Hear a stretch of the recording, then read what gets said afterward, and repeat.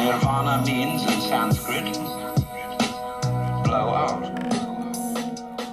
That is. Welcome to the Friday Night Podcast. Friday Night Lights. Yes, I wanted to bring Phill in here, and then Justin was around, so I was like, jump on, let's just hang out and talk, have a few beers, and talk about life. And I'm going to have some of this Jack Daniel's single barrel. Nice. Yeah, I'm going to jump on a little bit of that here in a bit once I get in my flow. Sometimes when I get going, I get a little nervous.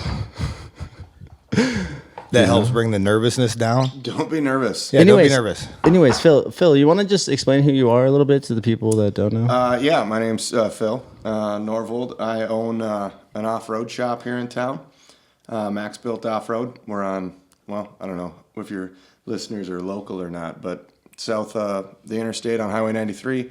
Been there for a hot minute. We do general repair and maintenance as well as custom builds. We manufacture product. We dabble in a little bit of everything. And very cool stuff. Also, you're not. I mean, you're based locally, but you're doing a lot of stuff from people all over, aren't you? Yeah. We pull from all over the country. We've done builds for people pretty much on all ends of the United States. We've done some Canada stuff. We ship our products internationally, and it's an awesome gig. I love the industry, the off-road world, but I just really like meeting new people. Networking, finding new things, finding people's stories. Totally. Yeah, we've got a little podcast as well. Hell yeah, you do. Yeah. Actually, without you, I mean, this podcast probably would never have really gotten going. You guys totally kind of pointed me and motivated me. We all need people to push us, I guess, at times, right? Yeah, totally. Definitely. But yeah, I don't know. See, you can't quite get under the table enough to be on the mic. So, well, I mean, I can get real close. I know, but then it's like... Maybe it's better to hold it. I don't know. You guys tell me. I don't know. I project. Yeah. I mean, a little closer it can go. Go like that and then angle. All right, give me a little angle. It's all right, guys. We can always cut this too. You know. Wow. We don't have to cut anything. Yeah.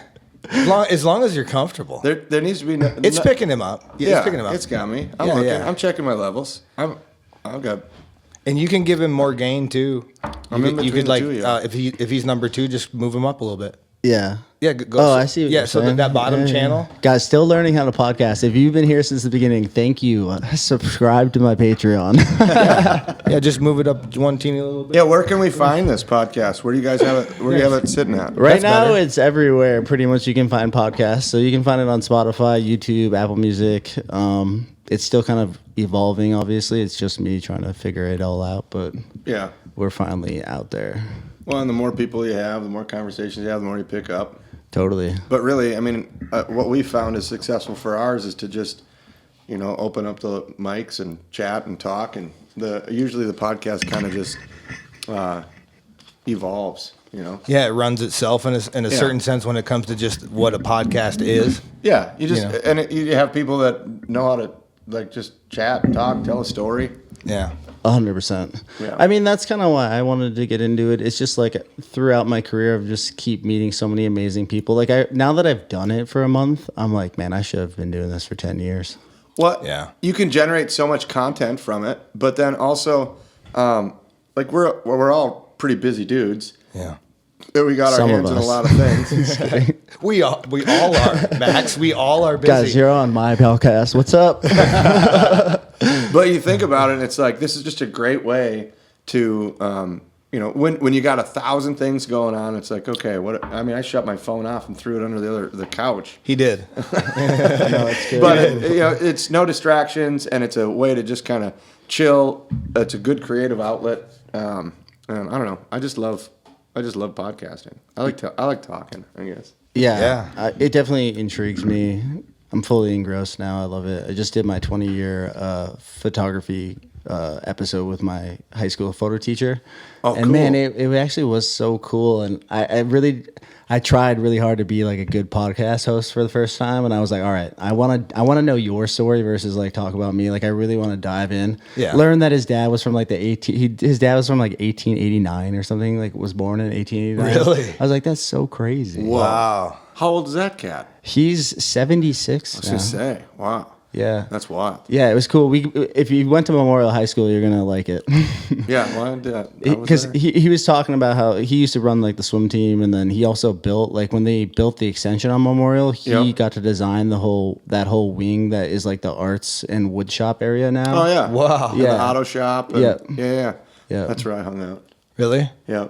Were you? Yeah. Well, I moved from Connecticut in freshman year, and out in Connecticut, like I was in TV production and I was in that, but they didn't have auto and they didn't have some of the I didn't get involved in some of those like technical things. And when I moved here, I was doing some of the theater stuff and the band stuff, and like that crew of people they were all right, but what I really was intrigued with on like the whole redneck side was if they didn't like you, they'd tell you. There was no fake anybody. Yeah. And I just kind of gravitated to it, and that's honestly how I got started in wrenching. Wow. That's pretty cool. What year were you in Memorial? I graduated in 04. 04. So yeah, you were 1 year after or 1 year before me. Yeah. Yep. So you know John Supon or no? You remember him? Yeah, Mr. Supon. Yeah. Yeah, it's wild. Yeah, I pulled him in, dude. That's cool. And he designed the wing. Yeah. In Memorial. He like your favorite wing. Right. Yeah, exactly. He designed. Yeah, he talks about it. He talks about like designing out all the darkroom stuff too. It's pretty cool. Oh wow. Yeah. That's awesome. Miss Karate was. I think she's running it now. That's what they were saying. Yeah, she was.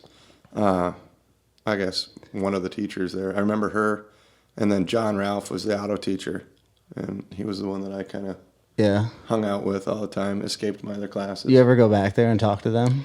No, I've always wanted to. Just we've worked with North. We've worked with a lot of the Elk Mountain School District because we try to drag in high school kids to kind of be shop rats, come clean the shop. Sure. And then honestly, it's like if we find somebody that's got a little grit, knows what's up, then we want to foster that. And, sure. We've Mentor had it. Yeah, we've had some really great kids through there. Some from Memorial. That's pretty cool. I think I would say that one of my favorites, his name was Sam Gerber. He was from Elk Mound, but he came in. I remember he called me. I think he was 16. Right out of high school, freshman. Yeah, and he had like sophomore probably. And he had all this like, I mean, like a little bit of a chip on his shoulder, a little arrogance, but like knew what he wanted, and he was like, "Hey, yeah, I need a job because I mean, you just pay me in parts. I got a truck, and I need to, do X, Y, and Z. So you'll do that, right?" And I was like, "I think I like this guy." Nice. And brought him in. I'll consider that. Yeah, and then we had to knock him down every once in a while, but I mean, we're still good friends. He's wrenching on. He was a good shop rat or whatever. Yeah, he was a great shop rat. Dude. Nice. Right out of high school, that's a sometimes and that's he already the knew best something. opportunity that can happen. He already to knew you. what was up, so he must have had a little bit of experience in like in a garage at his dad's house. Or I think it was grandpa's just or something. in life. Like he was, he was one of those kids that if there was a problem, he knew how to like either just jump in and do it, and then do it wrong, and then like he would take whatever beatings to get it right. And then that just evolved into he made could just him figure into out that. problem solving. Yeah. So in Connecticut, they didn't have shop in Connecticut. Well, they It did. was I more- was just a little bit too young, so okay. I actually took, I was like, huh. well, I took my freshman year. You're just over. into art and theater a little bit more. Yeah. And then when you got here, you really just like, dude, I like that because with what you do with Max-Bilt, you guys still do artistic stuff on super creative. really creative stuff. So and that's where I get to channel that. And I guess I'm a builder. Somebody asked me the other day, they're like, "What's your passion?" And I was like, I said, without really skipping a beat, I'm like, I like building teams. I like getting people together, building a community, get some culture with like all kinds of different minds. mix it up. And then take all of those different perspectives and see what we can design and build from there. And Wow. Max-Bilt always was, I learned about collaboration with other brands early on. We, whether it was, I think it was 2009, I was out in Moab, Utah at a big Jeep event, and I knew that I was like, all right, so I got to like spin wrenches to make some gas money so that I could go to these events. Because at the end of the day, all I wanted to do was build really cool rigs for people with blank checks And Yeah. I Well, was you like, have to kind of have something when you're building something like that, because if you're doing it out of your own pocket, which you've probably done that before also, yeah. that happens too.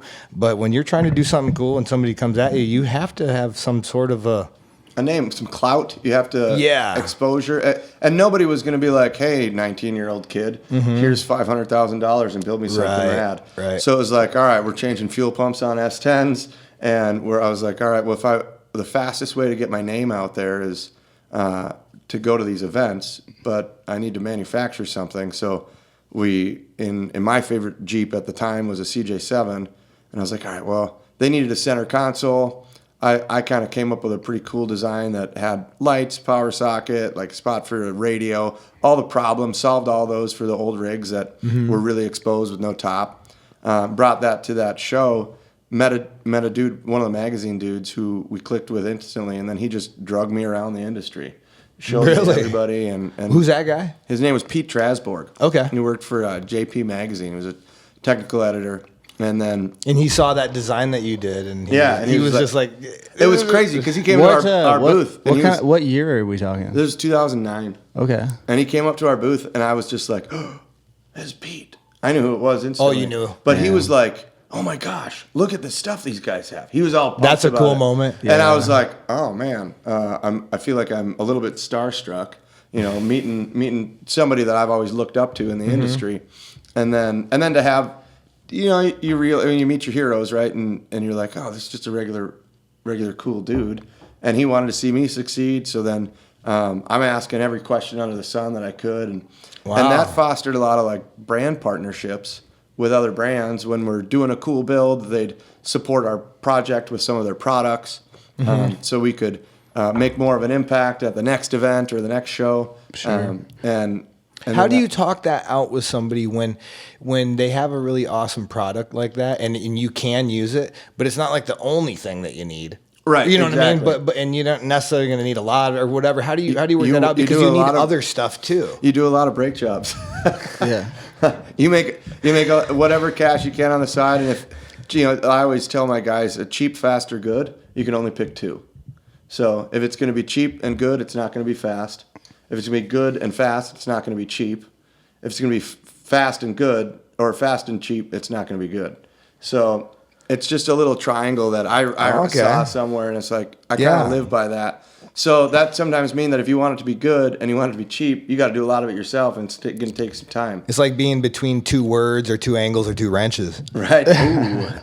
Yeah, between whatever. So so what year was that? Like when you got into cars in high school, and then kind of out of high school, did you like take any time off? What did you kind of? I went. Where was I? I graduated.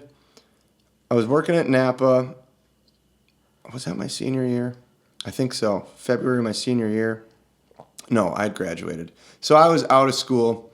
I was in auto body at the Tech because one of my buddies, Aaron Riedel, that's what he did. He was a year older than me, and I was like, I'll just do that because I don't know what I'm going to do with my life. Went to the auto body program, and I was, I think I'd started that in like September.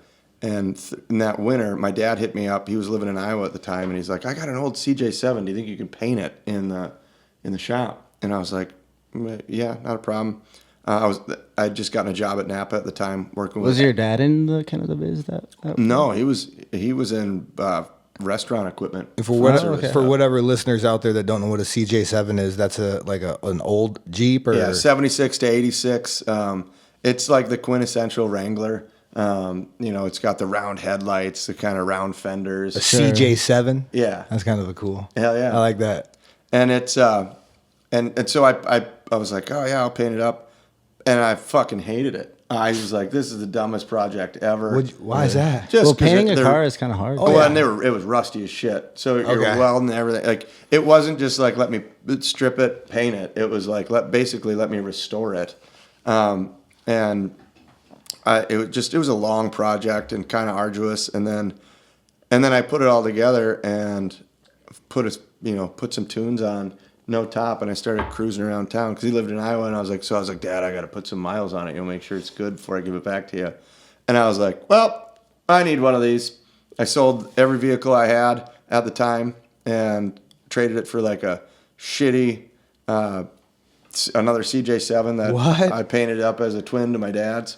Wow, you went hard. Yeah, dude. no, I went right You into went it. hard. Yeah. And then Sold everything you had to get another one of those because you like dads so much. Absolutely. And I had, and when I say everything, I had a 77 Ford Highboy that I actually started restoring in the auto shop class and in Memorial. I was working on a farm. Farmer gave me that. And then I brought it into the shop and I was like, I'll just take this off and clean that. And then I'll take the, well, pretty soon it was just 2 frame rails and I'm wire wheeling. Took everything off. And then I painted that up, put some new leaf springs on it, rebuilt the engine, found a rust-free body, put all that together, and then I stopped, drug it down to the farm. At that point, were you like, I still love cars. I still want this. Yeah, I mean, it was just Because you were pretty young, right? Yeah, I think I just liked. Now looking back, I just like Young and building dumb. it. Yeah. You like building it? Yeah, I like taking it apart, making it better, like making it my own. Even though you couldn't make it exactly perfect, like when you were putting it back together, there was stuff on there that you wished you could afford Done to differently. fix. Or done Exactly. differently. But then you got to keep moving forward. Yeah. And you have to still love it, and you do love it. Yeah. Even though there's these things in it where you're like, right don't there. know. And then we talk about them later. Later Yeah. on, and that's Man, the I one could've thing done about that better. Yeah, that's the one thing about even doing art when you get to be at another level where you keep getting better at it. Yeah. And Well, you- that's kind of where I'm at too with this whole podcast. Like, I love hearing people's stories and like what they've been through and like yeah. trying to figure, especially people that we grew up in kind of a similar world, Right. And then like we've gone to so many different, like it's just interesting. To But hear there's a lot of people's the stories. same Yeah. in all of it. Like if you just like, what's the foundational pieces of it? Yeah, Because I was Like those two- when you were working on cars in Memorial, I was in the dark room. yeah, right, exactly. Like that's crazy. Yeah, I know. Yep, just moments apart. And this all the way till right now, you guys are sitting here working next to each other in a certain sense, in the Right. doing the same idea. stuff. Yeah. It's again no Well, different. having fun, When I think once I started doing all those like brand partnerships and working with these different, my thing, and back to that question, like, well, if somebody commits to you in your project and they're like, hey, I'll give you X, Y, and Z, Right. like you just get it done. Like if you said it's going to be at this event or this show, It's got to be there. You made a promise, so it's gotta be there. You gotta do it no matter what. And so, but then in those relationships, then all of a sudden now you're working with how can I help that company? Maybe it's angle their marketing or help them tell their story better. Yeah. And then that evolved over the years to, we had a lot of a lot of content from the shenanigans at the shop. That was like fun. We built quite a following up. Yeah. When did you like officially start your shop? So technically 2007 is when I, So you kind of jumped right into you. That's Yeah. pretty. I mean, that's crazy. well, I was going to school after auto body. I went to school for sales and marketing at CVTC, and they were like, And that's how you got into marketing. exactly, Yeah, Well, okay. and building business because they were like, oh, pick a fictitious, pretend that you have a business, Yeah. and then Which is proper. yep, and then like do these exercises in the class, and I was like, well, I'm not gonna pretend, like I have an idea, let's just do that, Yeah. and then I used a lot of the schooling to kind of do like the business plans and the just modeling the business. And again, I'm not a detail guy, so Yeah. like I'll like You're a start go-getter. You're going to kind of work hard at it and know Yeah. that some of the details are going to get kind of... exactly. Yeah. They'll be wrong. I'll screw up. That's fine. Yeah, But I think there's an advantage in that, and like going with the flow. Yeah, There is. Oh, absolutely. And it's hard. Like, yeah, certain aspects of my life, even to this day, like, look, I hard charged so many other things, thinking that like, well, this is what I need to do for whether it was for building a family or building the business, and like I think I sacrificed a lot of different things with some blinders on because I didn't want to go with the flow. I wanted to create my own flow. Sure. And, Yeah. But now, like, just where life's at and some of the situations that have presented me, it's like, man, life's been telling me that I got to surrender a little bit more and just let things happen. 100%. And then with those things that life presents, what can I build with that? Yeah. And like that's actually been a pretty humbling experience. Yeah, I mean, to even have that mentality is a blessing. I feel like so many people get caught up in the the riffraff. And get caught up and stay They in it. can't even self-recognize to that point. Yeah. So congrats, like when you get Yeah, there, yeah. you know what I mean? Yeah, I get like that's what we're here, right? Is just keep figuring things out, keep learning, keep evolving. I just want to keep doing so many things. I just don't know where to start. But that's where it's like, well, just step back, take a deep breath, and like those opportunities will come to you. Yeah. And Plus, if you start hard for a forcing control things, it doesn't become. Then you're not even having fun. right. And that happened to me a lot. There's deadlines, and in business, you have to separate that force field a little bit, and you have to shut down a bit of you that should be maybe looking around at some of the other stuff, and you have to say, no, I got to get this job done. Right, exactly. You know? So yeah, because sometimes and then you have to. It gets to that point, no matter what. Like you said, talking about the brakes. Yeah, you right. know, like you got to do brakes, but now you're talking about putting the brakes on. Right. Okay, you know, isn't that funny? Yeah, That's also part of the fun, though, right? It is is. like when you're in that and you're like, you know, that clock is ticking. That's kind of that makes That's life that makes life living. Yeah, you're yeah. living when that clock is. But like ticking. when you admit you don't know when to start, like you got the clock, right? But if you get stuck and not knowing when to start, that's being stuck. You just got to start. And sometimes you have all these ideas and you don't know where to start or where do I start this? Like if you're going to start a business right now, we got all these ideas about what it's going to do and what it could do and its potential.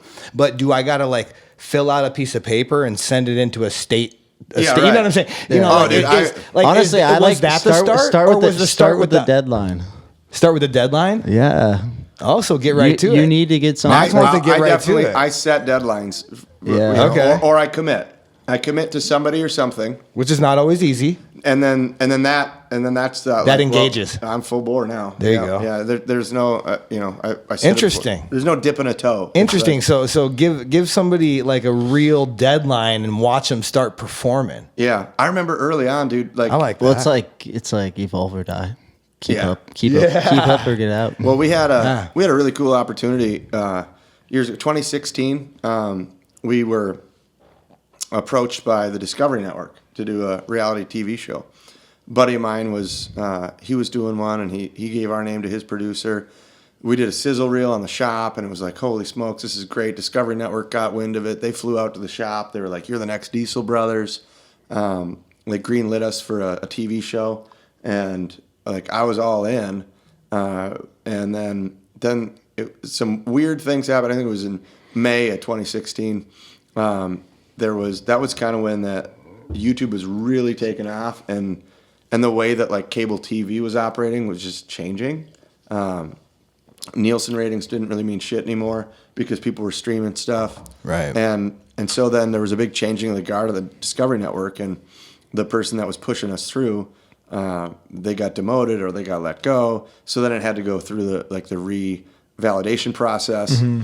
And then they said, all right, well, you're greenlit still, but now it's on branded content, which what that means is, sure, you can have that 9 o'clock slot on a Tuesday, but you got to have somebody to foot the bill. Yeah, they say but. Yeah, right. When they say but, you know that it's like and footing the bill is a 7-figure deal. Yeah. So we had been approached with Advance Auto Parts, and they believed in what we were doing. So we flew them out. That's awesome. Shout out to Advance. Yeah, for it was that. pretty sweet. That's cool. They came in, and it was September of that year, and I had Heather's uncle Bruce came down. He cooked pizzas for the producers, and everybody's sitting around. We pitched it to the chief marketing officer and the national sales rep that flew in, and they were all about it. But then the CMO pulled me into my office, and he's like, "Man, I really love what you guys are about, but I have kind of a different direction I'd like to see if you'd like to go." And I was like, "All right, well, again." With the idea of how the show was going to go? He said, "I will not fund that show, but I have a different idea." And I was like, well, all right, which is a blessing. It was actually a blessing if I look back, because a lot of at that point, I was excited about the reality TV thing. So it was like, I'm going to commit to that. Those are hardcore, man. Yeah. They're I hardcore. know. One of my best friends is a reality TV show star, Moonshiner Josh. From yeah. Moonshiner. He's I have 3 best friends. He's one of them. Yeah. And that shit has brought him through the ringer, bro. Dude, and I that's could what tell I you said. crazy stories. I know Your a few- integrity is challenged to the max, I believe. And I'll tell you this with the shows too. Like, don't get me wrong. Like, I grew up in the TV generation. My mom sat me in front of the TV back in the Smurf days and Oh, yeah. all that, like. Smurf. Yeah. You are Papa Smurf now. Dude. Yeah, so I fell in love with the TV hardcore, but when you see what they do sometimes, and I'm gonna say this right now about some of these reality TV shows because they are interesting and they do a bit of a bait and switch, which is we talk about this, Max, a lot with art where you use a little bit of bullshit and a little bit of reality.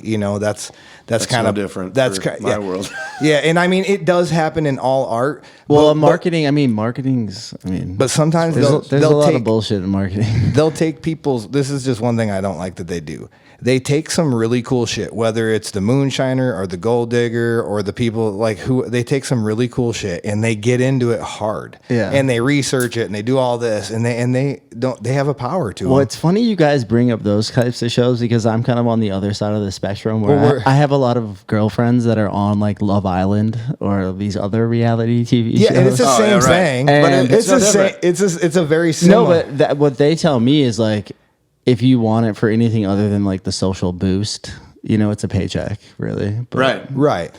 Well, you got to And work it is. It's a nice paycheck. Yeah. Oh Well, yeah. that- When I you think get popular, But now you get I was gonna say now that like life is, it's so easy to like kind of jump in. Like, are you thinking about doing some type of a TV show just yourself? Like, So, well, yeah. So, we went down a completely different rabbit hole with Advance, and they asked us to.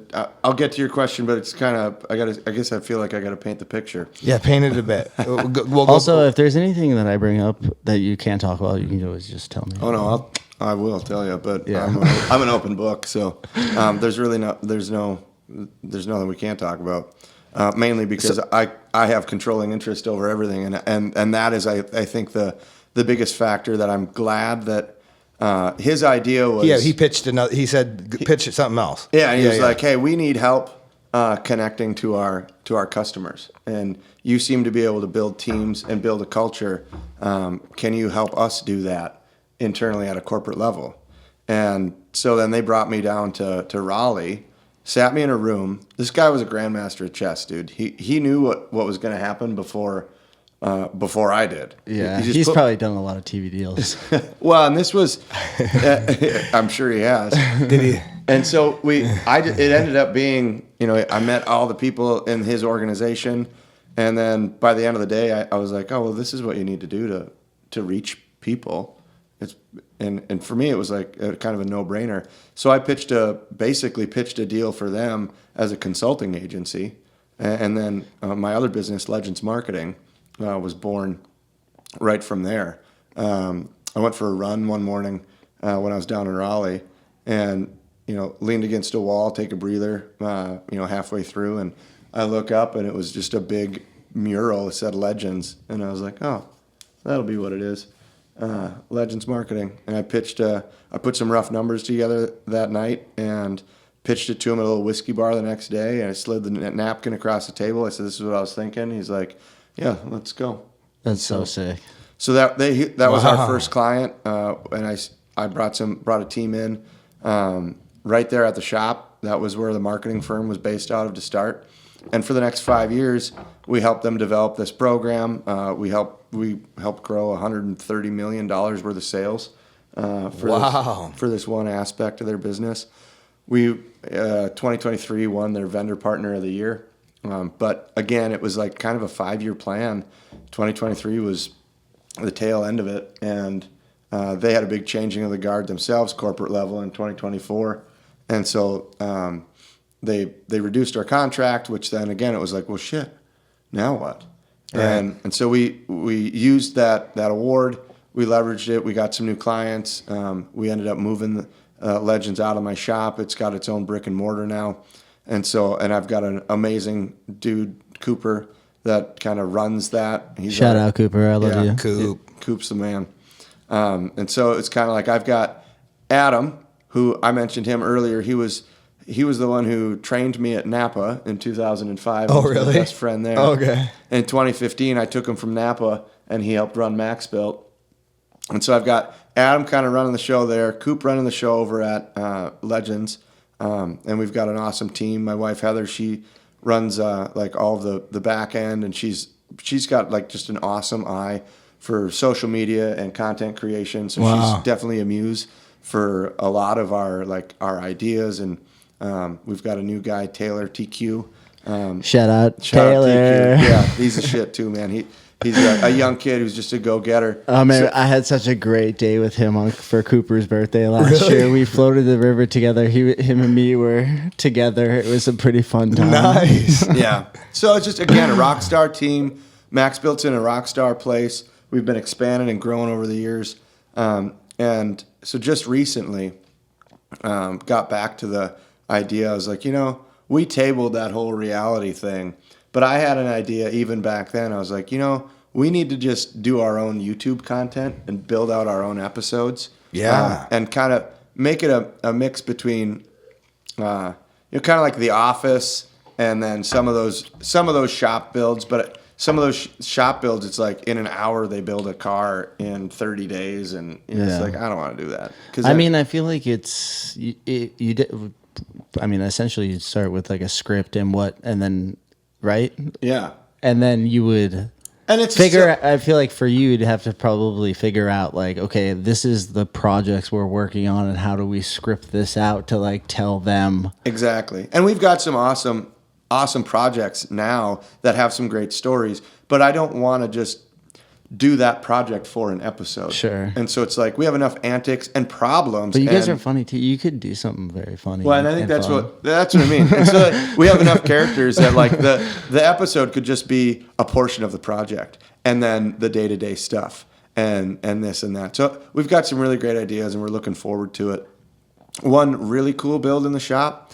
I already mentioned him. His name was Pete Trasborg. He was the guy who kind of got me into meeting everybody and understanding brand partnerships and how to grow other business and build culture. So I owe a lot of those introductions to where we are today. And a year ago, so he passed away in 2016. Oh, did he? Yeah, he was a great friend. We've done a lot of cool things. Our Epic Willie's Adventure. R.I.P. Pete. That was one of his brainchilds, him and I. Oh, that was his? Yeah. And he's the guy that saw your console. Yeah. Yep. Right? Yeah. Oh, okay. Yeah. And so like he's just always been a part of a lot of the different things. And when I first met him, he had been building a scrambler, which is a CJ7 but longer. Wait, what is that though? It's a Jeep. It's a CJ8. So instead of CJ7, it's CJ8. It's the same exact thing. It's just a 70s, longer 80s. version. Yes. Yep. 70s. Jeep. For the layman out there, Jeep. Yeah. Sorry. These are old Jeeps. Old vintage iron, right? I'm just guessing most of my demo doesn't know much about cars, but I could Fair. be wrong. Yeah, but then they'll learn. They're a little learning. bit. Yeah, right? yeah. They're cool. And Pete, when I met him after I met him at that event, and he saw the console and we started hitting it off, he was doing a magazine story about building a Jeep that was in New Jersey, and he was going to leverage shops between New Jersey and LA, and everybody did a little something to it. So it came to my shop, and this was when my shop was where my kitchen is now in my house. But we did an engine swap, we did a bunch of other things, and then it went to my friend in Wyoming, and then it went to LA. And then like most magazine guys and creatives, it was like that project, its purpose was fulfilled, so it kind of got tabled for now. Mm-hmm. And then it got tabled for the rest of his life. And then when he passed, it went to my friend in Wyoming. Oh. And my friend in Wyoming called me a year ago and he said, "Hey, you want Pete's old Jeep?" And I was like, "Wow, yeah, but I don't know if I could like give it the credit it deserves because I have too many projects." And so I ended up calling a client of ours out of Michigan, or actually Minocqua, up by the Michigan line there. And I said, "Dan," I said, "I know you like to build and collect Jeeps, but he likes to build and collect things that have substance, story, like connection." And I said, "I have this opportunity for this guy Pete and this scrambler. Tell me what you think." He's like, "Hey, I think so. Let me call you back tomorrow." And he calls me back and he's like, "Hey, are you sure I'm the right guy for this project?" He said, "You're really connected to this, and this meant a lot, I could tell, to you and the industry." And I said, "Man, the fact that you did that research, that due diligence, and you're coming with that kind of humility to me tells me you're the right guy for the job." So he's like, all right, let's do it. He drove out to Wyoming. He brought it back. He dropped it off at my shop, and we're in the process of building that. Whoa. That's it. Right now. I mean, I feel like that could be a mini series. So that's actually going to be our start. And this guy Pete that is now not with us anymore. The Epic Willie's Adventure, which you should tell us just a little snippet of what the Epic Willie's Adventure is, and I'll give the listeners a thing. A Willie's is also a Jeep. Yep, it's just older. so when you hear somebody say a Willie's, that's an old Jeep, and then the CJ40s, those are Jeeps. Yep. Yeah, and they're the old, they're the fun ones that the boxy stuff comes off. You rip it around. Yep. But this guy. Pete, he came up with this Epic Willie's Adventure. So we were talking. I was telling him, I was like, we've been wanting to do a trip in an old Jeep. just something kind of wild.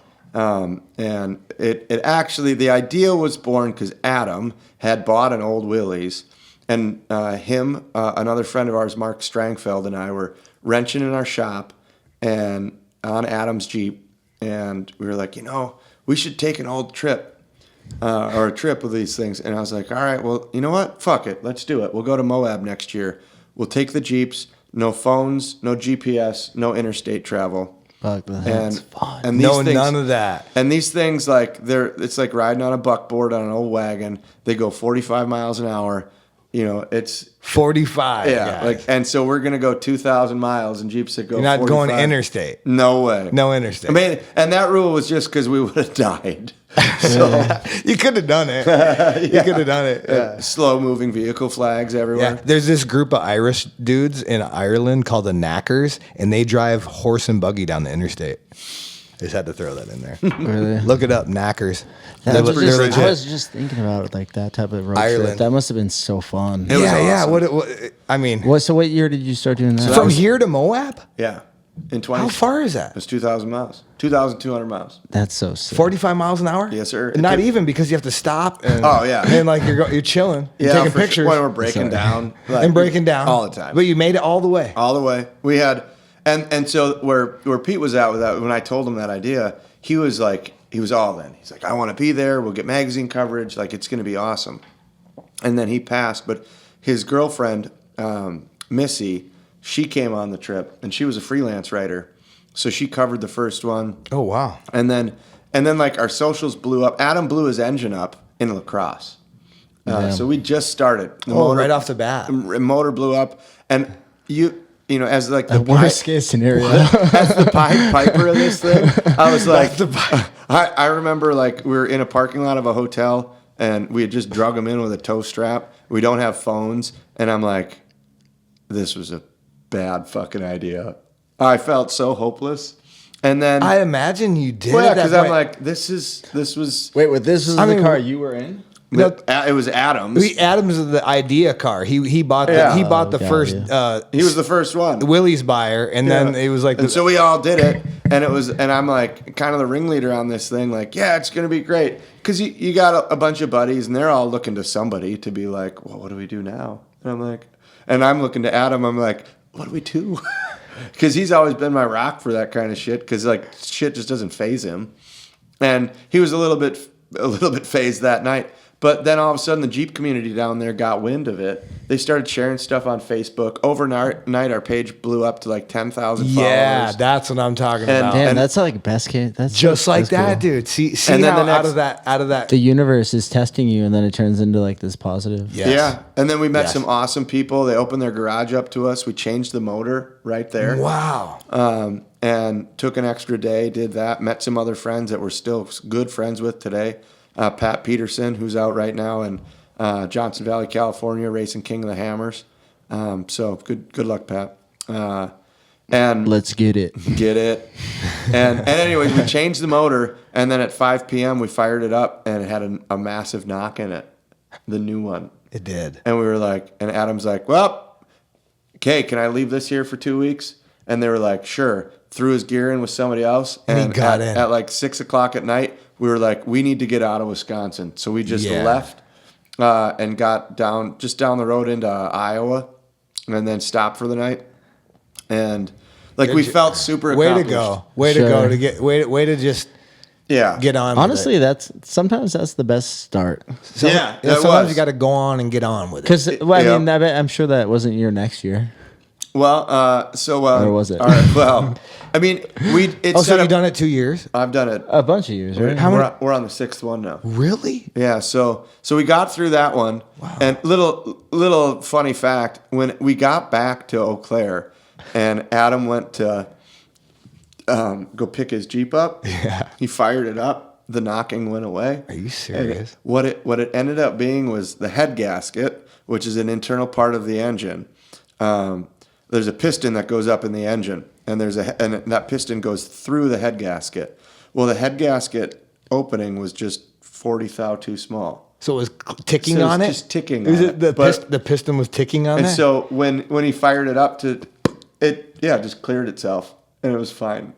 So That's crazy. But like, could you imagine if it just stopped after that, and then you're like, okay, I only have 2,100 miles to go. Hopefully everything's gonna be fine. you would have thought you It would would have been panicked the whole time. It would have set like a bit of a lot of anxiety. a bit of unease. But after that event, we were like, all right, well, what are we going to do the next time? So I didn't want to do it every year because I shut my shop down for 3 weeks, and it's a really expensive undertaking. Hard. That's hard to shut a business down for that long because you're not making money and then you're spending money. Yeah. So it's a double whammy. And I wanted to bring all my buddies, and a lot of my buddies worked with us.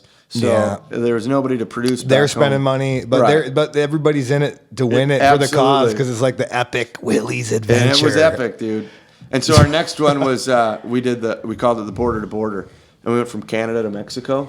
Started in Whitefish, Montana. That's fucking Drove cool. up, drove up to the Canadian border, blew an engine at the Canadian border, and then drove all the way down the Continental Divide to El Paso, and then touched the border down by Juarez, and then I've been to Juarez. dude, oh yeah, That's some.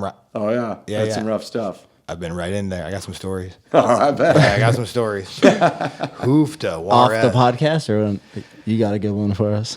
I mean, if anybody has ever heard about Juarez, they know that Where is it? I don't know. it's where right that is. across the border from El Paso, Texas. Oh, okay. Yeah, it's right in the Mexico. Over the Rio Grande. Yeah. Yep. But Yeah, gnarly spot. So then after that, 2018, then we were like, okay, 2020. Well, then COVID hit, so we postponed it a year. And the third one was the Oregon Trail route. So we went from Kansas City, Missouri, all the way out to Oregon City, Oregon. And that was like the last year of all with the Willie's trucks? yeah. And it was Wow. that was like the dude's year. So the first year was we had a couple of girlfriends and that were with people, and like a lot of the wives were like, y'all are nuts, nope. But then when we came back, they were like, oh, that's some cool stories. So then like my wife came with me on the border to border one.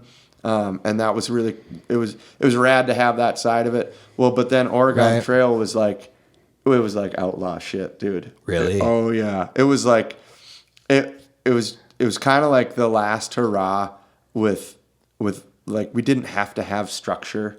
And we're just like we knew A and B, and we were camping, and like So you know much every city or town has like a town park that you can usually camp in. Yeah. So like that, we were just rolling our bedrolls out, you know, sleeping on the ground. Under So the how stars. many That's people awesome. are involved in like something like that? Like usually like 10 to 15. Is that like your group, or like between all of you competing? Well, and so at that point, it wasn't a competition. It was literally just like, let's do this. Oh, okay. And then after that, it was like, you know, I think that there's an opportunity to like open this up to, because we were getting lots of people that wanted to be a part of it. Oh, cool. Yeah. Well, I feel like they were following shit, it. you could Yeah. grow an online community around that, and then those people, like, I'm sure you could do a bunch with that. Well, and so then what we ended up doing was we were like, okay, well, let's treat this as like a guided event, right? Like almost like it's like when guys go pay some money to go to a dude ranch, you know, and get that experience. Yeah. So the rules, we have some rules about like what the vehicle can be. You have to be able to do all of your own work on it. You have to be self-sustaining.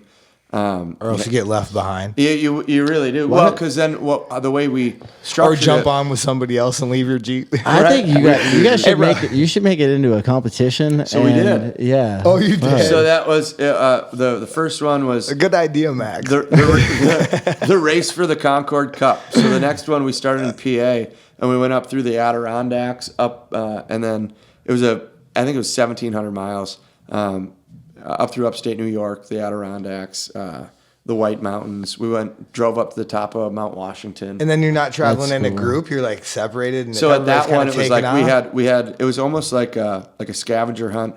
We had points because we didn't want to make it like a straight up race, because that actually. How'd you come up with this idea? And anyway, like, how did you change it to morph it to this, and then organize a race? Or is this you doing this, or the wife? Or It was a lot of Heather. Because she loves organizing and like. she must be really good at this kind of stuff. Oh yeah, no, and she loves it. Wow. She loves she likes researching where to go and what to do. Yeah, because the places that you're mentioning are all really legit places to Yeah. go do something like this. Yeah, and Adam was like, he's seen like all the he's got lots of just awesome ideas to make it more interactive. So we had like little GPS trackers so people back home could watch where we were. Wow. And then we would go, and basically it was like first to camp would get X amount of points. If you took a picture at a brewery, it was 5 points. If you took a picture with, at the Amish, it was 10 points. So it was a point system. And then at the end of the day, we'd count up points, and then basically at the end of the event, whoever had the most points Can won. I tell you my idea I'm based ready. off of all this right now? That's cool. Here's what you do. You get 10 influencers, all of them with big numbers. You get sponsored out cars and do some kind of online follow along. Well, yeah, that'd be Right? cool. I'd like that. Like sponsored out Jeeps? Like, I don't know. Or different like, cars. You could branded content. You could get a brand to sponsor the type of car that would need to be in the show. So we have a team yeah. that looks for different brands that want to do that. Right? And then you find a few people with a couple million, throw them in. Right. But then I think about that, and then adding in a couple of the girls that have 500,000 to a couple million, and Right. then you do a road trip and follow that. Follow that and and then video you, and photograph. You get the whole them thing. involved because they want to go on the trip, and it'll be fun. Yeah, Right. yeah. You don't pay them, and Right. that's how you Right. do it cheap. Right, yeah. It's got to be cheap. It's Well, gotta yeah, be cheap. absolutely. Hey guys, It coming, is a- coming 'cause we back want- in right now. Coming back in. We're coming back in. Well, because what we want to do is be able to like reach as many people as possible, because we just want to tell a story, because it's just fun. It sounds like a fun trip. It Yeah. is, and there's a documentary side of it. There's all kinds of things, and we've tried to gather all the content and produce something, but it's just so labor intensive. It's a lot of work for sure. So And then unless somebody wants to jump on and be like, yeah, that's it, I'll back it, and then I'll structure. you could sell it. Yeah, I've thought about that too. But now we're just having fun with it. I just got off a call today. We had one with the team that kind of helps run it and make it happen. And like this year, we're doing the Great Mitten Race. So we're starting in PA again, and then we're going to go to Toledo and then run the perimeter of Michigan. Oh, the And- mitten. The Mitten. So, and then I've got some ideas for.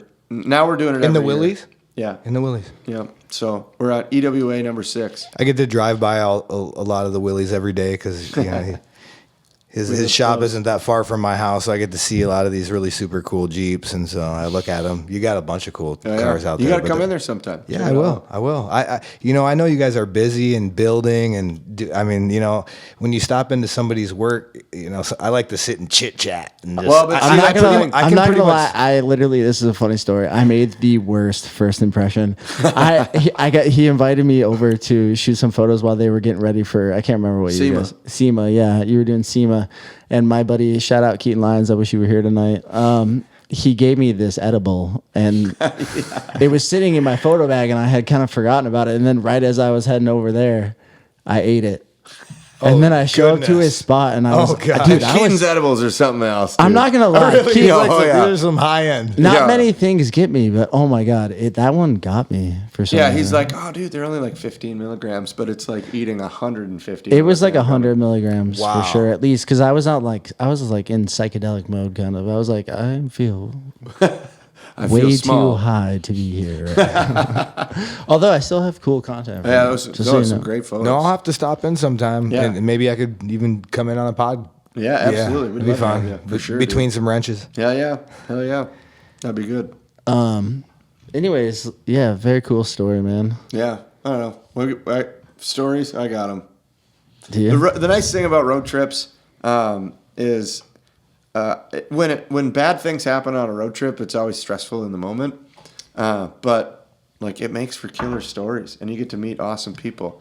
But Totally. I'll tell you one of the stories from that Oregon Trail. We were this was when Yellowstone, the TV show, was like kind of just popping off, and so we had. Well, I mean, a little bit of the backstory. We were by Chimney Rock in Nebraska, and one of the guys. Chimney Rock in Nebraska. Isn't that in North Carolina? No. No, Chimney Rock. Think of the Oregon Trail, dude. Like that was like. Chimney Rock. That's where the hurricane just hit. Well, okay, there is a town, Chimney Rock. Yeah, that's Last of the Mohicans and Dirty Dancing was filmed there. Yeah. Yep. Yeah. I used to live right by. Oh, really? Yeah. That's awesome. There's a Chimney Rock. Well, because there's a big rock that looks like a chimney. Yeah. And is it the same place? No, this one's This is a in different Nebraska. one. This is Okay. Nebraska. And it looks like the chimney too. Yeah. Oh, okay. Yeah. My bad. I was like, what? Yeah. But we were there, and one of the guys' engines was having issues, and he was from Casper, Wyoming. So he was like, all right, I'll see you later. And he limped it up to Casper, and he was going to change the engine and catch up with us in South Pass City in Wyoming in a few days. And so, again, no phones or whatever. So we're like, all right, if we don't see you by whatever 4:30 in South Pass City, we're leaving, and catch up with us. Well, we're all done like touring South Pass City, and we're wandering back to our Jeeps. And as we're walking up this hill, they crest the hill, and they're walking down to us. And they're like, we did it. And they made it from Casper to South Pass City. So we all hop in. We go down the dirt trail, get out back to the highway, and we pull on the highway. And then everybody kind of pulled off at a little rest area 5 miles down the road to take the 4-wheel drive out, like just get ready for some road miles. And these all of a sudden, that same crew, they blew a head gasket. And they're like, just defeated. And so we're like, okay, we were going to drag them to the next stop. Mm-hmm. And we're like, the next stop really was Pocatello, Idaho. And so there's 2 ways to get there. And this was legit like Oregon Trail stuff. This was like when you're on the trail and you're like, this way is faster but more treacherous. This way is easier but like less people or less resources or whatever. Well, we knew that if we went south, there was no way for us to be able to get parts to try to fix it unless we get to Pocatello. If we go the other way, they had a friend in Big Piney, Wyoming. And they were like, they would be cool with us staying at their ranch. So we're like, well, maybe there's an opportunity for us to fix it. But if there isn't, now we have to drag it over this mountain range. Yeah. And on dirt roads. Hardcore. With another 1950s vehicle. Yeah. And we're going to be Real going down mountain Oregon Trail passes. shit. Yeah. So we had like a vehicle. We ended up going there. We had a vehicle like acting as the brakes and dragging it down the mountain. But we drag it up to Big Piney. We tear it apart. These folks were absolutely awesome. Friend of ours, Bob Lievenhagen, who I've mentioned before, he was kind of like our guide through Wyoming. And so he was like set up shop there. He's cooking us dinner. We're wrenching on dude's Jeep, drinking some beers. And the ranch owners, like, it was a huge ranch. It was one of those where they're like, see the mountains? We own to the mountains. You see the lights up there? And the lights were like 12 miles away. I love that. We own up to there too. And so we're drinking beer. The gal, she's like a shed hunter. She's bringing like elk antlers. The guys are swindling deals with her, and they're wrapping elk antlers on their Jeep, like just dressing shit up. Sick. And then finally she's like, hey, let's go to town. And we're like, how are we going to get all of our drunk asses to the local watering hole? Right. And she's like, hang on, let me grab the bus. What? And I'm like, well, yeah, what? Well, so she pulls up with an F-450 with this beautiful cattle trailer. She's like, everybody in. And we're like, wait a minute. We just saw Yellowstone. That's and so the funny. scene where like they put the dudes in the back of the cattle trailer. Oh my and drag gosh. them. So we like just trusting these people that we just met, Yeah. all file into the cattle trailer. And we're standing here like this. And she's like, all right, here we go. She like takes the ditch getting out of the driveway. And then all of a sudden she straightens out on the road and guns it. and we're in the tack part of the trailer. So Oh my God. we're like, you go to hold on. She guns it. We go to hold on to the saddles. Well, in a tack trailer, the saddle shelves, they float so that when you're going down the road, the saddles don't fly all around the place. But we're holding on to those racks, so now we're flying all around the trailer. She brake checks us. Guys are flying up to the front of the tongue. It was gnarly, dude. To the point we're freaking out at this point. We're screaming, yelling. Tyler, buddy of ours, She's just ripping it down the gravel road. and then you hear her stop, opens the door, laughing her ass off. She opens the door. Tyler knows, I guess, how much saddles cost, and he's like, "You do that shit again, I'm throwing all these motherfuckers out the door." They're expensive. Oh yeah, and she's like, "No. Okay, I'm sorry. We're like, "Not fucking cool." And then she like takes off nice and easy. Well, then a fucking deer runs out in front, so she has to brake check again. And then she gets out. She's like, "I'm so sorry. It was a deer. I promise." Drags us the rest of the way into town. Everybody's frazzled. We go, as we're filing out of the cattle trailer, we walk in front of the local sheriff who's in his car, and we're just like getting out with our drinks out of this thing, like, "Hey," and we go into the tavern. How many of you guys in the trailer? I think there was 10 of us in the trailer, and then there was another 6 letting up out in the the truck. bulls, man. So we're like, we should just walk back, and then we look on a map. We're like, well, we're here. Their ranch is here. Well, there's no freaking way. Did you see you looked on a map? Yeah. You guys just had a map. Well, they had a map in the bar of like the town, you know. So to the viewers out there, just let them know what a map is. Right. Yeah. Before It's a before really Apple old school Maps. piece of paper that they would print it out on a thing called a printer. And, Well, guys, we're creeping on 1 hour right now. I kind of need to pee and I need another beer. You want to take a break? Are you down to do 2 hours? Yeah. Let's go. All right, we're going deep tonight. Let's go. More Yo, stories. guys, we'll be right back. All right. Guys, welcome back. here we are. Guys, welcome back. Welcome to the Brocast Friday night. Having a few drinks here. Cheers. Enjoying some great stories. Cheers. Actually, I'll cheers you with the whiskey. I wanted to try it. All right. Cheers, guys. Here. Oh, yeah, that is pretty tasty. So one quick question about the Epic Willie's adventures. Yeah. How many of them have you done now? 6. Well, 6 we're of them. on number 6, so 5. And so the rules to the first one still apply to the rules to the last one, which is no cell phones? No phones. No phones. Yep. So the whole time you were having that complication and you were down in that valley with the gal and she was like, had you in the back of the trailer and all Yeah. that. There was no phones No there. phone. Doesn't Yep. that make it hard for content, though? It does. So we've made some exceptions. So the phones are locked up during the day when we're on the road for the drivers. Wow. Passengers can use phones, and we ask them to not use it for help, but only for content. This sounds like the law. Oh, it does. Just kidding. Yeah, you was laying it down. No, I'm just kidding. All of a sudden, I felt like if you're driving, you can't really use your cell phone. Well, there's that too. I felt like I was good listening point. to Rick on The Walking Dead. I was like, "Oh shit, dude, we're going into this next town, and there's gonna be some people." Well, I would just find it hard because I feel like if you're doing something like that, you want to be sharing on socials and stuff. And so Yeah. that's why the passengers like, hey, if there's things that come up, please try to grab that content. You know. Yeah, for sure. Because we do want that. You probably missed out on a certain amount of. I have to say it is if you didn't have, Well, I mean, and the we've first had one. production teams Oh, that have really? come on it with us, and we've Oh. got tons of content. Oh, okay, you got tons of. And if you look up Epic Willie's Adventure on any of the socials, you can go back. Well, and I've look seen at it. I've seen it, but I'm And just. YouTube's got short, like we've got 5 to 8 minute series videos on it from different days on the trip. So there's a lot of awesome content, and it is absolutely mind blowing. So that's why, like we allow, the idea of no phones is to not save your ass. Yeah, like- so like you need to go knock on the door, talk to the farmer, like Wow. meet people.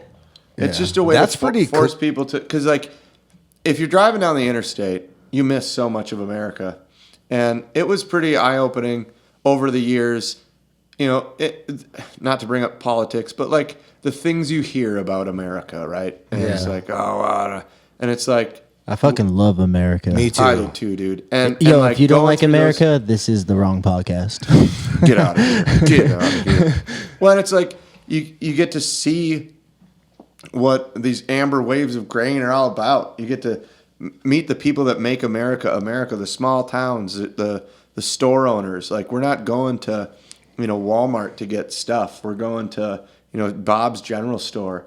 We're trying to support whatever we can because those are the ones that are supporting us. Totally. Other than fuel, a lot of times we try to not get fuel at like that one gas station that's been out in the middle of nowhere because their fuel doesn't go through their tanks enough.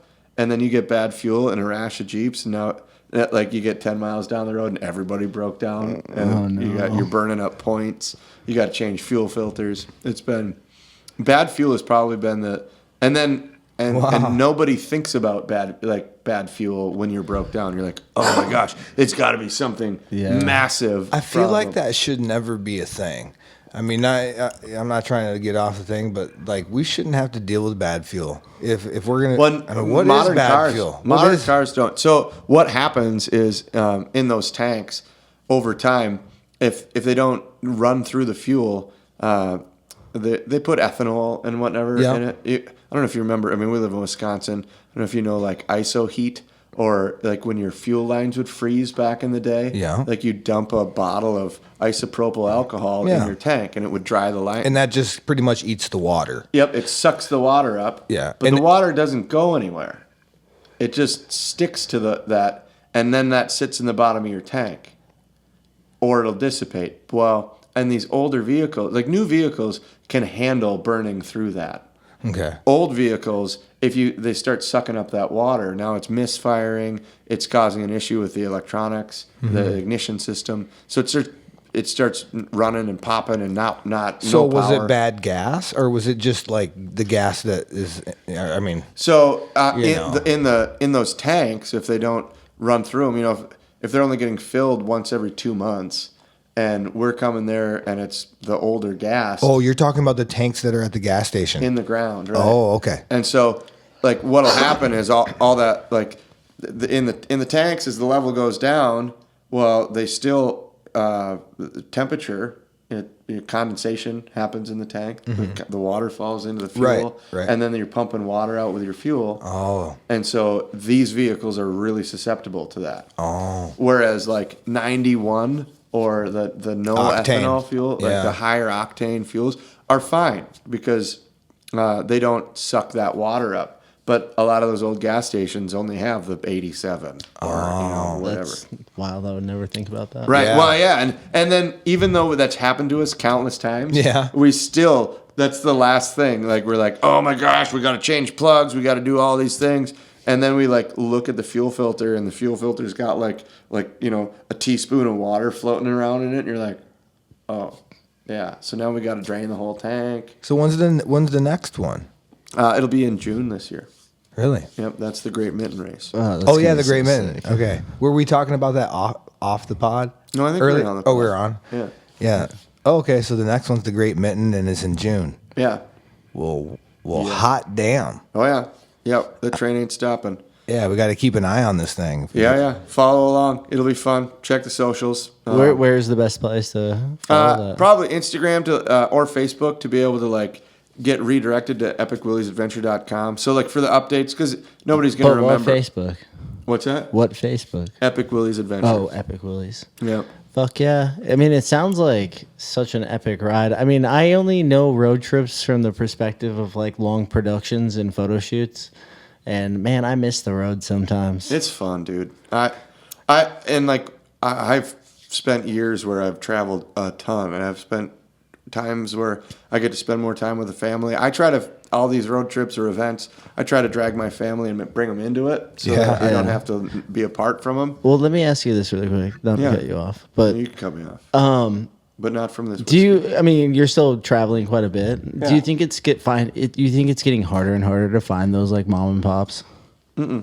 No? You think they're there? They're everywhere, dude. Are they? Yeah. I just drove. What do you think the best way to do that is? To road trip? No, if someone was like in a random city and they were like, all right, I don't want some bullshit corporate. How do I find it? Just Google? Google or just go to the gas station. True. Like, hey man, this is what I'm looking. I need tacos, dude. And you just be like, I guess, yeah. Find a local. You're right. Yep, you just find a local. Knock on a door, and or a tavern or something. And, I can get. I get sometimes. I get shy on the road, and I'm like, I don't really want to talk to people. So we were in Fort Laramie, Wyoming, and for the boys that were there, I won't share too much. That one was kind of. We had to black out a lot of that story because we were. Mom's the word on Mom's that. the word. But we rolled into this town, and we've been on the road for a long time. We hadn't been to a tavern or anything in like 5 or 6 days. And this town, it was like the town green or like park. We rolled into there. There was one like saloon, and it was in Fort Laramie, not Laramie, Fort Laramie, small town, one saloon. And we went up there, and like there was like 3 people in there, and we just took that place over. That's always the best. The bar owner was at home, and then she heard about it from the bartender, and so then the bar owner came in, came cruising, and we just rocked that place all night long, shut it down, well beyond shut down, and then the bar owner was like, "Hey, I've got an old Willie's. Do you mind? Do you mind if I escort you guys out of town? There's some cool stuff that I'd like to show you." That's it. So then, now we're talking. I was laying in my bedroll, and I just had like the canvas flipped up over my head, like the sun kind of was coming up, and it was like we were hurting. We were all hurting, and I could hear that Jeep coming down the road, and I was like, "Oh my gosh, that's right. We got to pull it together, boys," and everybody, we saddle up, and they take us to to Register Cliffs, where people from the Oregon Trail, like you could see the ruts from the wagons, and they had like chiseled their name in this big cliff, so you'd see like names and dates and where they were from. You drove the Willys right to that spot? Yeah, it was just badass. And then we went to this, I forget, Glencoe Reservoir, and they took us up, and it was just so serene and beautiful. We would have never found that. Yeah. Like, Could I look this up? That's the best. I could look that up and see some pictures of that. Yeah. I'm gonna do it. It's rad. I'll put one. Hey guys, I'm getting better at this. I'll put one right here. Yeah. Here, check it out. I was adding that in, but no, I mean, I have a lot of stories like that too. Of just you're in somewhere new. Travel stories. You meet because with me and the traveling I always did, we'd always have some kind of local producer. Yeah. So like once you meet the local producer, they're gonna tell you what's up. You know what I mean? So absolutely. And then my mentor Mariano, he was very good at always wanting local. So like we always ate local. Oh yeah. Yeah. I remember eating guinea pig in Peru. Dude. It was pretty fun. Peru was too epic, and altitude sickness. Let me tell you, that thing's real. Really? Oh yeah, it's up there. Yeah, yeah. We went out to eat. We were in Peru. We did this trip in Peru. We landed in Lima and then drove all the way up to Cusco, which is kind of an epic drive if you don't know it. But we took a caravan, 15-pass van basically, with like the whole crew, and then we stopped at all these crazy locations and did these shots. But then we stayed at this weird random 5-star hotel one night, and then we all guinea pig was like the specialty. So we're in Peru, we got to try this shit. Yeah. Man, it was awesome. That's cool, dude. But then also, I remember getting way too lit that night.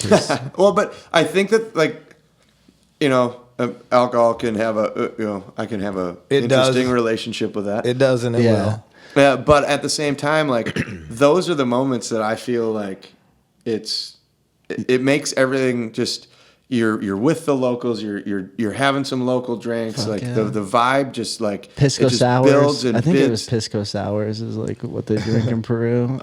Chewing on the cocoa leaves. San Juan iced tea was one of ours on that.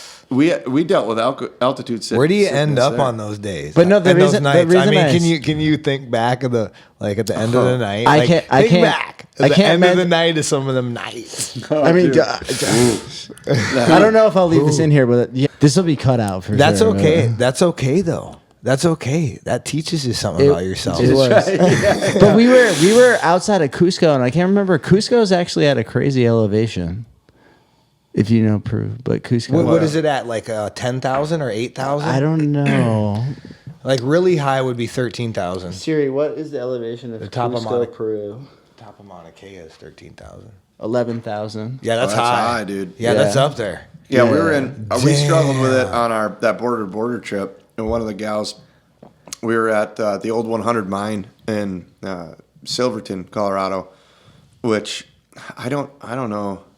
Well, now I just want to ask Siri what the elevation of the old 100 mine is. Hey, Jamie, pull that up. Right? I know. I was going to say that. What was it? Hey Siri, what's the elevation of the old 100 mine in Silverton, Colorado? Oh, I've cut you off. Oh, it didn't tell me. Hey Siri, what's the elevation of the old 100 mine in Silverton, Colorado? 9,300. Yeah, close. Yeah. Yeah, so right, Silverton? same as Peru. 9,300? That was Silverton. pretty much. We were up a little bit. Yeah, I think same. it was like 10,000. But anyways. 11,000. That's where Mammoth is. Mammoth is like 11,000 Yeah. at its height, I think. When we were, But that's a lot more than 10. A whole nother yeah. 1,000 is a another ton, dude. level. Let me tell you, dude. and this I've been gal to that was with 13. us. I just Missy, remember getting really sick. Yeah, It's not headache? that I. It's not that Oh, I. you did? It's not that I got too drunk. I just got really sick. Did you get a headache and everything? Yeah. Yeah, Yeah. the oxygen deprivation, like, Yeah. it gave massive headaches, dude. I'm not good at breathing. Actually, I've learned that through swimming and through high elevation. Because I worked when You I need was some yoga, bro. when I was 18. I moved to Mammoth Lakes, California, with Keaton Lines. Oh, yeah. Actually, if you can believe that. Shout out, And Keaton. I love Keaton. I got to get you on the podcast, Keaton. Yeah, that's going to be a good one. Anyways, We had him on ours, and he is just a natural he's a storyteller. hoot, dude. You keep talking about I gotta it. get him. I gotta get him and Salty, but that's another story. Anyways, we moved out there. As soon as I moved out there, man, it was hard for me to work out there because it was just like I wasn't used to it. Even running up, because Mammoth is pretty high, actually. I can't remember. That's but- a nice mountain. Yeah. Well, but then like when you come back down to the flatland, you feel like Superman because your body's been working so hard to gather whatever oxygen. So now you're like, when you get down here, you're super oxygenated. Just like, let's fucking go. Oh yeah, Let's talk about jujitsu, dude. hell yeah, man. Yeah. Let's go. Yeah. Well, no, that dude. It's that, 2025. How is that I told compar- you how in is that com- 2025 I would start doing jujitsu. How's Yeah. that compared to yoga? Murder yoga is what we call it. Oh, so it is. It does. They kind of intertwine a little bit. I believe that well, Because if the idea is to be as present as possible, when another human being is trying to choke the life out of you, or put you in a position that your options are broken limbs, or yeah, that's like the final option. Yeah. Once the pressure point gets to that point, Yep. something will break. So Yeah, you gotta it's tap. a sport. Or else something stops. Like, yeah. There's Yeah, or you go the out. tappity. I've been going out a little bit lately because I've been going deep. I've just been what it teaches.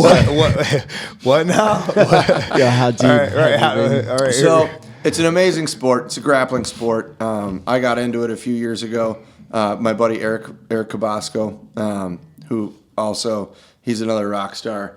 My podcast, your podcast, we got to get him on it. But he owned a gym in town, and I used to in middle school and a little bit of high school I wrestled, and so when I went to his gym, I'd been out of that scene for a hot minute, but as soon as I walked in there, I smelled just like the mats and everything, and I was like, "What's this? All right, so what is this all about? Because maybe I need to be a part of this." Yeah. And it's basically you're wrestling and grappling with another human being, and it isn't like just pin your back to the mat. It's a fight or flight. It is the most incredible high intensity training because your body truly thinks in that 5-minute roll. It is you or them, and you're trying to put somebody in a position that they have to tap because either they're going to pass out, or they're going to break a limb, Or you're just gonna fucking have cardiac arrest. Oh yeah, dude, because it's like cardio tapping. It's a thing. I fucking really? I went to jujitsu. I did a night with them, and man, I almost fucking. And you're a threw up. runner. And I'm a runner, yeah. Yeah. So like, I don't know if my cardio was really up then But as that's much pretty now, but normal for the beginning It's just- thing it that's is. new. Oh, Like man. I have the to thing say. is, you if have to they're acclimate. if Yeah, you're you gotta good, if you're acclimate. remotely good at it and someone's not good at it, they just drown you. and it's fun. Now I've been doing it for a few years. You're inspiring me. You're inspiring me now, bro. Oh, dude, I'm getting some inspiration. Well, because it's like once you start to understand the game, and you have somebody who doesn't, you know, like how to take them to the limit and then back off, and then take them to the limit and then back. And that's Wow. what a good sparring partner would do. Yeah, I Absolutely. mean that's what Yeah. to learn. You got to do stuff like that. Yeah, put them in a bad situation. Teaching anybody is like that. Teaching somebody how to draw, man. Let them draw something goofy Yeah. and like be like, no, back off. Well, Yep, shout back out off. to Catlin and Sarah. Yeah, Club 37. Yeah, I'm wearing man. the shirt right now. I was actually training- tattooed Catlin. Sarah was actually. I did it. I Did did you? Catlin's whole chest. Did you? Yeah. Oh, that's awesome. Yeah. Fuck yeah.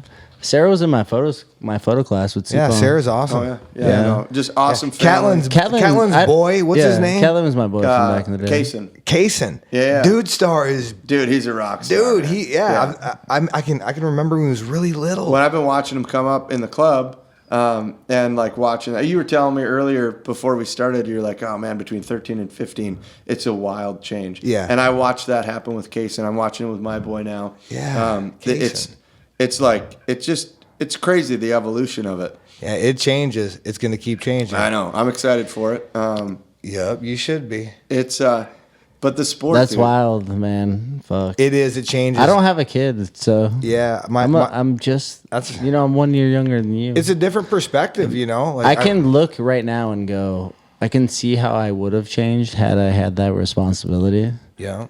I'd be such a different person. It's crazy. it doesn't, You I mean, changed. You changed yeah. a little. Well, you did. I think Or you- any Growth, right? intelligent person throughout time will change. Right. Yeah. Yeah. You know. Are you trying to say you're intelligent? I mean, I don't think I'm dumb. That was a No, pat you're on not. That was You're a pat on the back. Okay. I think dumb. I think people that are of less intelligence, they don't really change. Sometimes they just keep Well, they it just at where they're those at. lessons that life throws them, they just don't catch it. Yeah. Yeah. But it's okay to have a different perspective. I mean, you see folks that do that, you know, some people don't take their health serious, or they don't take their spirituality serious, or they don't take their, you know, their breath serious. Like you said, you're like, I'm not that great of a breather, you know. Well, Right. that's the best, only fucking thing you should be doing in life is Well, like I know. learn how to breathe. But you know, I mean, yeah, the breathing thing it's a real thing. Just like doing a little bit of jujitsu, doing eating, drinking. the yoga thing, right? The Yoga, yeah, I like yoga. I love it. I follow a YouTube channel, Adrian, and she teaches yoga, and she has been a blessing to our family because my wife and I both do it. Yeah. And during I feel like I've actually done a few. yeah, of those. yoga with Adrian. Yeah, yeah, And yeah. I mean, I dude, just did that. But she is I was down with solid. Smokies. Really? She is solid. I and used to do Bikram yoga. In New yeah, York. Bikram's hardcore. Bikram, honestly, once you go that hardcore, you're kind That's- of like every other yoga is like not even fucking. Doesn't Yeah, even yeah. matter. I mean, then come try murder yoga. yeah, murder. know. There's all sorts of The hot yoga and all this Yeah. kind of. The main thing about it though is just not about who's doing it or what they call it. It's about breathing. Yeah. And so when you're doing the moves and everything, you're always focusing on your breath the whole time. So it doesn't matter if you're doing these wild, crazy moves or if you can't do them. Say you can't do one. That's okay. It's not that big of a deal. But you're trying to. But you're breathing the whole time, and you're always bringing it right to the center. Right. You know, and you're doing like that. And I suppose in jiu-jitsu, you know, Same when thing, you dude. have somebody that's pinning you, you know, down, you're getting brought to the center. So the You're whole right. thing, I the mean- whole thing about jujitsu, and this Yeah, is where it ties how does into- that tie in? Yeah. So I would say yoga, breathe through uncomfortable spaces, right? Totally. So it's all about that. So jujitsu, how can you be more comfortable in an uncomfortable position? And so if you're feeling threatened, if somebody's they've got you wrapped up, your arms around your chest or your neck, Yeah. you're about ready to get choked out, and you want to panic, and you're just like, but then you just go, and you just figure it out. You just slow down. You just figure out how to be comfortable in an uncomfortable situation, Yeah. and work through a process, Yeah. to keep yourself safe. Yeah. And then you can start to move and execute and create space. You know, in jiu-jitsu, it's the goal is to take space away and create space.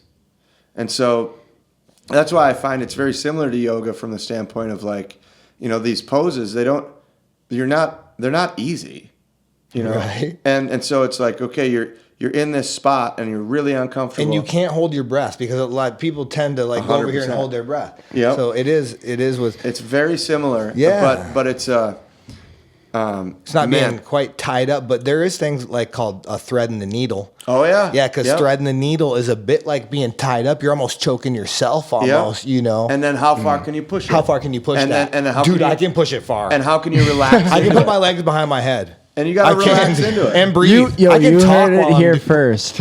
Yeah, I'll do it. I'll show you. You need to come down to. You gotta try out some jiu-jitsu, dude. I do.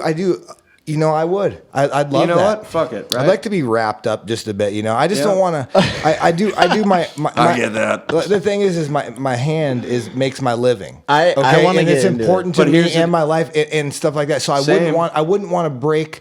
And you know, I guess you know It's called tapping. When if you. Tap early, tap often. Right, you know, I just wouldn't want to break my arm or something Nope, like that. nobody or, does that. You Me know, either. I That's mean, why I'm like, nobody does that if I unless you did- have an ego issue. Can I tell you? yeah. See, I don't have that. Can I tell I you? can back off of that. That my biggest thing with jujitsu is it's time. So like if I go into something, I like to go all into something. So then I'm all in on skateboarding still. I'm all in on creativity. I'm all in on other Skateboarding things. eventually is gonna becomes, and then it's like I like getting the gains too. Dude, skateboarding is awesome, but I mean, it's about the best full body workout you can do. I know. getting I into was- what? Well, jits. You Like, get- I was do, there- do I went- you get? I know it's a full body workout, but do you get the gains? What's the gains? That's when you lift iron. So, well, I mean, like my routine. Is it when you lift iron? Yes. All right, things up and you put them down. All right. I mean, I lift 3-4 times a week. I do a lot more. Like I incorporate more mobility into my movements. A lot of kettlebell stuff. Yeah. Because I want to have like that kind of that functional movement.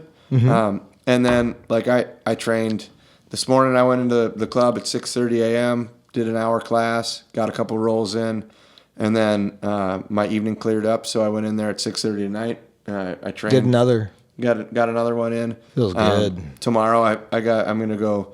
My mom, my sister are flying in from Connecticut, so I'm gonna go pick them up at the airport. And there's Let's a club go. up in Nice. the cities, so I'll train up there. I got a comp. in Are a they few coming to weeks. Eau Claire? Yeah, they'll be down here. Yo, you want a family photo? I'll do it for free. yeah, dude. That'd be Let's badass. go. I'll Yeah. just come for Yeah. a quick little. That'd be awesome. No, that'd be good. I'd love that. And yeah, I'd love for you to meet them. I think. Yeah. What day though? Between tomorrow. Sunday morning, I have to shoot a burlesque show. Damn, I'll be there. What? No, between now and Thursday. It's at the Oxbow Hotel. No, what is it called? It's called Should be Herika fun. or what is it called? What? The burlesque show. I'm not sure, but I'll be shooting it. But yeah, we'll figure it out off Yeah. the bad podcasting. My bad, guys. What? I mean, whatever. right. They can know. We have Yeah. plans. This We're is the making Friday plans. night hang, guys. Yeah. We're just hanging out. Yeah, For sure. This is good talks. This has been a love it. good podcast so far. I mean, I'm having fun. Hell yeah. Yeah. Yeah, yo, if you guys have made it this far, you should subscribe to my Patreon. For the love of God, please support this man. Can I tell a quick story about taking off on a Hell yeah. really big trip and then it changing mega gears like right off the bat? I'm ready for this. Which you were talking about the first epic Willys. Yeah. The first epic Willys didn't even get past where again? You're driving from Lacrosse. from Eau Claire. Yeah. And To you were- Moab. and you we were got going to 70 miles away. Yeah, okay. So I was with this band called Madison Green, and we were taking off on a tour that was going to last about a month, and we were headed all the way to Texas, and we had to go down to Chicago first. Yep. And we had a show that night. So the main band was from Michigan, from not Taylor, Taylor, Michigan, and so we left out of Chippewa, and we had an RV all packed, and we were following this other guy in a van, and we're going to drop the van off in Madison, and then we're going to take the RV, and that was going to be the whole trip all the way to Texas. And so we left Chippewa, and it started snowing, and we were headed to Chicago, and it started blizzard. Yeah, not just snow. Yeah. Yeah. For those of you that are wondering, oh, it's just snow. Nope. Yeah, no, it was. How much snow? It wasn't. Have you seen planes, trains, and automobiles? It was close to whiteout, but here we are on 94, just heading towards Madison and just getting what on the kind of highway. inches are we talking? Oh, we're talking an old Dodge. This is a Dodge. No, inches on the ground. Oh, inches. I mean, Guys, there was you already getting snow. inches, or is It was it about, like it was about 6. There was already snow on the ground, but it was going at it. You know, I mean, it was like close to whiteout conditions, and so everybody was going slow. And we were scheduled to play in Chicago that night, so we only had so much time to go, you know, and set up and everything. So we had to leave. I mean, this is like happening. So I don't think we even get 50 miles down the road. I mean, what would that be, past Black River Falls or blah, blah, getting to, you know, somewhere. Yeah, in those hills down there. In this, we're rolling like 50 miles an hour, which is, I thought was too fast. And I'm in an old old Dodge RV. Yeah, oh yeah. Dude, 79. Yeah. Yeah, dude. And, right, and I had the whole band, and we're following the van and everything, and it's this bad of conditions. 2-wheel drive. Yeah, Right.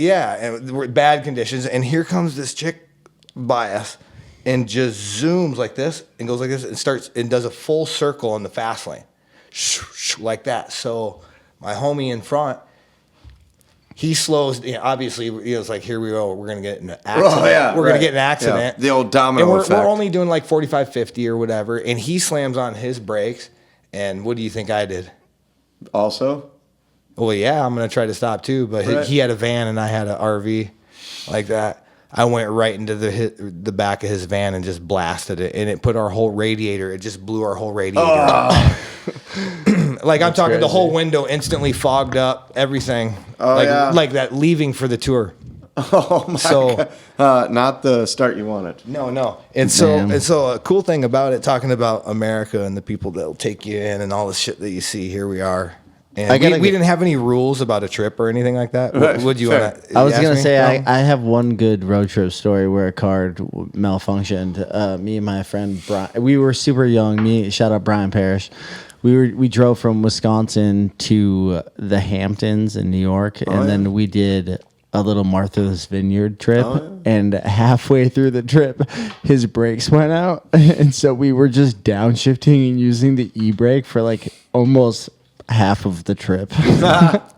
I get that. So I got to tell you the rest of this really quick. Oh no, we're in. So here we are, and I'm on the This is a highway sidetrack. in a blizzard, and we have to get off on the next fucking exit, or it's gonna overheat. Oh, yeah. And I mean, I already you know. don't have a radiator I already know. I don't have a radiator now, so I only have so far I can go, and all the liquids going out, and Thankful for the cold weather. yeah, thankful for, but still gonna overheat eventually. yeah. And so I'm watching the thermostat, and I'm watching that, and we get off on the first exit, and I take a right, and I go down the road, and I take the first right, and we go into this old farmer's house, and it's blizzarding, and this is like an old farm, you know, I mean, big old farm, Yeah. farmhouse, like old school. And we go in there, and I got this band, and these guys got dreadlocks. Like 3 of them got dreads. I got a long beard. We're just dressed like hippies. We smell like hippies. Got all these instruments and stuff, and we're in this situation. So We are in a situation. Yeah, we're in a situation. And hippies I mean, in it a is situation. like it is like blowing, and it's going heavy on the snow side. So we tell them what we got going on. We're like, we're in a band, and we're just leaving on tour, and we're on our way to a show, but this is what happened, and here's where we made it. And he's like, okay. He's like, well, what do you want to do? And we're like, well, we're trying to get to the show tonight. That's the main thing. But we have all this equipment in here and blah, blah, blah, blah. And we busted the whole back window out of the van. You know, when we hit it, it just shattered the back window out. So he's like, I'll let you guys keep this old farmer boy in Wisconsin here. Good old boy. Oh yeah. Good Yeah, old boy. and I mean, I'm talking about when we went in the farmhouse. He had the table in the middle, and the ketchup and mayo and mustard are all out sitting on it, like the old school. Yeah. You know what I mean? Where Yeah, totally. you know, and so he ended up. Check this out. I know, dude. We Dude, pulled like the Amish type people. yeah, almost. we pulled the RV in one of his barns, opened the door to one of the pole sheds. He had like 6 of them out there, put it in there. We brought the van in there. We took duct tape and fucking did the whole window. And then we packed that motherfucker full of our instruments and all the people, and we drove to Chicago that night. Yeah. Let's fucking You go. overcame. And we overcame, and the show was like an hour late. Everybody was there waiting for us, man. That's and awesome. they came. They knew what was going on. They like announced it. There was like probably 500 people at the show. It was cool. That's you know. awesome. And then we started off. We got it all going, and they were just ready to hear the music, dude. And we hit it with the didgeridoo. And then people were like, vibe instantly. And you know, we just overcame it. I'm not gonna lie. I wish you had the flute right now. Yeah. I was gonna bring a guitar, and I probably would every love to time do the it. flute is we're out, gonna do more music on the podcast. So we almost did tonight, but we're gonna do more. Guys, Max, I'll tell more you music. right now, I'm going to do a live podcast, and it's going to feature musicians. I love that. Yeah. That'd be cool. And I'd like to do it, hopefully, in front of a live audience at some point. Yeah. It seems like a lot of the stuff you're doing has a lot of art and diversity, music, just anything. You know, even this broadcast tonight is Right. It's fun flexing this way and talking about yoga and talking about business. Yeah. Talking about breathing And how you know. all of those things are they all align. And, Yeah. and- Well, and- even the people I do know at this point that watch this podcast can benefit from this conversation. And I think getting smart people together and having like cool conversations, whether whatever. You're smart enough. I'm a You're good. smart enough. I'm a Dude, good. let me tell you, it's I'm a a good struggle. judge of Yeah. talent. through all this fun Okay. stuff that we talk about and do, there is a lot of struggle. And we could talk about that one time too, but we don't want to get too wild at it. But there's that too. So you got to be prepared for all of that. Yeah. In the smartness. Well, yeah, but you you got know to what breathe I- through those you know what I'm uncomfortable saying. positions. Yeah. Yeah. Yeah. But I think all of us, I mean, we're all, in a sense, content creators. I mean, Justin, Justin, you put content on people's skin that lasts the rest of your life. I love it. Like this, my Wisconsin tattoo is from this guy. I got a few tattoos from this Yeah. guy, but Yeah, my old Willie's Jeep grill with a beautiful woman at the center of it all. Yep. You did it. I remember you coming Yeah. in. I remember looking at the grill of that Jeep and looking at the lights and saying, this is yours. Yeah. Oh, Yeah. Oh, damn, dude. I said, You I ready for gotta, a touch up or what? I mean, I don't know. It still looks fucking good. Get that thing ripped. How old is it? I think this was right after our first. it's Epic. supposed, Max, what are you trying to say, bro? Does it look fucked 2017. up or something? I think it looks fucking No, I great. think it looks sick as fuck. Because it's an Like, old it's- ass grill. I Remember, know, it was it's like supposed to be patina. rusty It's looking. got the patina It's got still. fucking like little dots of rust on it. Yeah. yeah. I It's put it on killer, there. dude. I mean, you know, it's. He's like, you ready to get it touched up? Yo, what?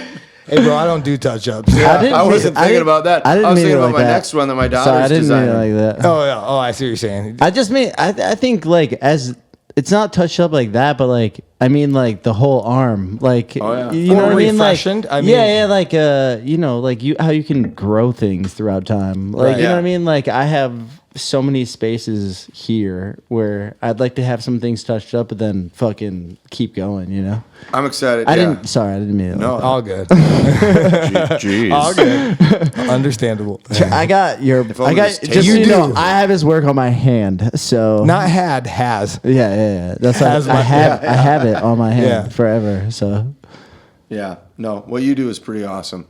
And it was funny. I was just getting a haircut the other day by Dustin up at Exclusive. Yeah. And, well, actually, my son was because I'm bald and I don't have a beard. Oh, I was gonna say you're getting a haircut. Yeah, I that's thought you were talking about that mustache. Yeah. When did you decide to get rid of the got beard? you guys got some nice fucking mustaches. I like y'all's mustache. We do though. You mean, have we to do. agree. I These mean, are you do. Yeah, I wouldn't They're disagree good with that. stashes. These do look good. I mean, I Dang. got a big old burly beard and the I didn't crazy think blonde. you'd get rid of the beard. I'm not trying to bring it up like. I think it looks a weirdo. cool. I think I it was looks just something a cool. little different. You know, I didn't know if I still had a chin. So You do. yeah, I Dude, found you it. have You a got a sexy nice chin. jawline, dude. I wouldn't. Yeah. Why I can't believe you do the beard. Right. It was just something after SEMA this year. I didn't have any, and for a lot of like the stuff in the business and some of the brands that we support when I'm out, kind of What is SEMA again? SEMA. It's the largest car show in the world. Okay. And So it's for in Vegas. Okay. And so we work with different brands, and like the beard and like that kind of presence has always been kind of part of me. But after SEMA this year, I didn't really have any brand obligations. Okay. So I was like, Dustin, let's just yank it off. And he's like, all right, we'll do it. And then he took it all off, and then he got down to the mustache, and he's like, yeah, I'm not doing any more than that. If you want it gone, you can take it off. Yeah. And I was like, fuck it, I'll dig it. You know, so I think it looks sick, I'm trying man. it. Something a little different. It. I'm really into the country western style. Yours is nice too, dude. Yeah. Let it as soon as it's a little over the lip, dude. Then you're like in the red zone. I mean, all the grooming that I do, I do all my own grooming on my beard, you know. And I mean, my beard can get out of control. Yeah, I've seen it. But you know, when I trim, it's always right here, and I'm just exposing my lip. Right. You know, it makes it easier to eat. Yeah, too. and then it comes back down. You know? Yeah. And I have this crazy like blonde patch that grows right here, and I, you know, just like its own thing. As soon as it's like I can't take a sip of anything without it sitting there. Yeah. That's when Yeah, I'm like, I don't it's like time that. it's time to go. But you know, I'll tell you this: when you let it grow long enough from the center, these ones here, once it grows long enough, and you're able to give it the full deal to the side, then it doesn't do that anymore. Yeah. Then that's the true country. True. Oh, yeah. That's the real country when it really naturally. Starts curling. Yeah, like all this is really long. It goes, then it moves away from your lips. I Eventually. just feel like I look younger and cuter without a beard. Yeah. People said when I got rid of my beard, they're like, "Oh, you do look younger." Yeah. And they're like, "You look like you lost weight." Yeah. You gain weight with a beard for sure. Yes, yeah. So You really do because you forget about the chin. I agree. That's a with lie. it. What you This see is on a it, lie. that's a lie. Yeah, I have the teeniest little chin. He's got the same chin. Yeah, but you have a bigger chin than I have. Yeah, I don't know. No, you have a nice chin. You have a good established chin, and you have I think my chin's even smaller than his. But I think that the like I could not do a mustache. I just don't think I could. well, I didn't think I could either. But it works though. I know, and then I It think makes it's you cool. look You younger embrace it. and thinner. You've had I a think. mustache your whole fucking life. You had a prominent mustache. I had one time where I At kind of one brought point, it that all thing the way was down. curling. I think. Oh, I went to a mustache contest one time accidentally. It was a beard and mustache contest, won. And I won. And I was headed to like an Alt J show or some shit like that. Welcome to hour 2. And and I went there to get a drink, and I walked in, and oh no, we went to fucking Guitar Center, and this dude's like, "Are you headed to the mustache or the beard contest?" And I said, "What?" He's like, "Dude, you got to go to this beard contest. You're gonna win. I know it." So I was with this person, and we went to it, and yeah, I ended up. I didn't even know that I won because I had to go to the Alt J show. We got there, and I registered and all this, and they did the judging and stuff. Then we left. Serious. We left and then came back later that night, and they're like, "Dude, you won." They're like, "You got a prize, blah blah. You got to go check." But I didn't win for my beard. I won for the stash. Oh, nice. Yeah, because it was just blonde. It was like almost double curled and just blonde, sweet. like that. I mean, I'm not gonna lie. Those photos I just sent you. Oh, those were fat. Those were Man. nice. I like those. Yep. I hadn't seen those in a while. Yeah, I found them buried. I showed on those to a couple Tumblr. people. They were like, "Dude, what?" If you go to gunfire.tumblr, it's a time capsule of my work, and then you can also There you go go. to visualdirt.tumblr. It's Hint, it's another time capsule. Shameless plug. Yeah. It's a shameless plug on my podcast. Welcome, right. guys. Hey, Yeah. So a nice event. You got the event coming up, the Willie's event. Max, you got an event coming up too that you're trying to work on that you don't have a date quite set for, but you're excited I about. think we finally have dates. Actually, we're gonna go to Miami in March. Probably right now, March 21st is the arrival date, and we're gonna go for. Apparently, it's music weekend in Miami that weekend. What? all right. What kind of what's the music? Apparently, it's like a music industry trade thing that goes Okay. on there. Everybody in music goes to Miami that weekend. And then I'm working on a project with my friend Sunny, she's finally, when I was living in this $10 million house in the Hollywood Hills, I stayed there for only a month, thanks to my great friends. But my friend Sunny's, her parents own it. So she worked on her album there with this guy named Radio, which I just talked about this on a podcast, the one before this. But Yeah. it's fine. Who did you have on I'll the keep- one before? I'll keep telling you the story because story. it's a cool story, and it should follow through For sure. the podcast because Sonny's gonna get on here. But anyways, long story short is I stayed like probably 4 years ago in this house in the Hollywood Hills with them while they were doing their album, and so I was there for all the sessions. Mm-hmm. I filmed a bunch of it and like just was there and around for all of it. And then 4 years later, she's living in London now, and she's finally putting it out. But my goal is to basically take the momentum that I did in LA to Miami and then shoot kind of another round. And then once I get to Miami, I actually have some really like big entrepreneurs lined up where I'm like, I want to kind of take the podcast then to the next level. Yeah. That's awesome, dude. And then, just keep shooting sexy women and kind of pulling that crowd. And You've been working hard on editing. I know that. And it's kind of hard to do a lot of that work when like it'd be nice if you had another job that had some income coming in, but you got to do a lot of editing. You've been doing a lot of that. Cheap, fast, or good. Yeah, he's cheap, been, fast, or good. He's been hitting it hard on the editing. Yeah, I mean, I think in the end it was around 30 people when I was out there, and then I did multiple looks with people. So there's honestly too much. How many people are you hoping to shoot or like goal to shoot in Miami? Miami, I want it to be a lot more thin, actually. Like 10 or 15? No, I want to focus heavily on podcasts because I have a lot of my more entrepreneurial friends have Miami hubs, and I know a bunch of them are going to be there right now. So I want to go strictly for mostly podcasts, and then I got to update the Patreon with more sexy women content. Nice. Yeah. The last trip I did, it wasn't as sexy, but we're going to do Miami beaches and like boats and that kind of stuff. Nice. Sweet. That'll be fun. Yeah, it should be fun. I'm trying to curate a nice, cool group of people in a cool house, and I'm still, I'm probably only, I don't know, probably 1/4 of the way done with the content that I already just shot. So it's kind of like coming up super quick. I'm like, is it the best time? But it might just work out with Sunny, so I end up there at the right time. So we'll see what happens. Get the content when you can. Yeah, 100%. Plus, like, get the Airbnbs when you can. Right, there's that. Yeah. Location. Yeah. I don't know. For me, I'm just trying to keep the content flowing. I mean, my Patreon's been absolutely great. If you are subscribing and you are watching this on my Patreon, thank you so much. If you're not, do it. Yeah. If you're not, you're watching this on YouTube or Spotify or whatever, feel free to hit like. I really need it. Thank you. I'm pushing your Patreon because that's what's going to make this thing happen. Yeah. Absolutely. Yeah. So I think Patreon, and keep, I'll tell you keep this. putting the stuff on there. Keep putting the. I'll tell you this for anybody hit it. who's thinking about a Patreon. It's a great investment. Get into it. It's not a quick solution, but you can grow a fan base over time. And I went from 0 to 25. I made $2,500 off my Patreon last month, which it was at 0 before I went to LA. So yeah, that's good, man. I feel like that's with good. the right momentum, you just got to keep the ball rolling for sure. Yeah. That's cool, dude. Good for And you. so Hey, I'm did just you get trying on to- TikTok yet or what? TikTok? You didn't get on TikTok. No, not on TikTok yet. We're gonna. He's on I know. TikTok. He's a TikTok. He was guy. talking about it. Yeah, Tell us a little bit. I'm not. Do you know about it, or is somebody else got you on TikTok? Yeah. So Coop's mainly heading up TikTok. Cooper Okay. and Heather are definitely like the TikTok aficionados.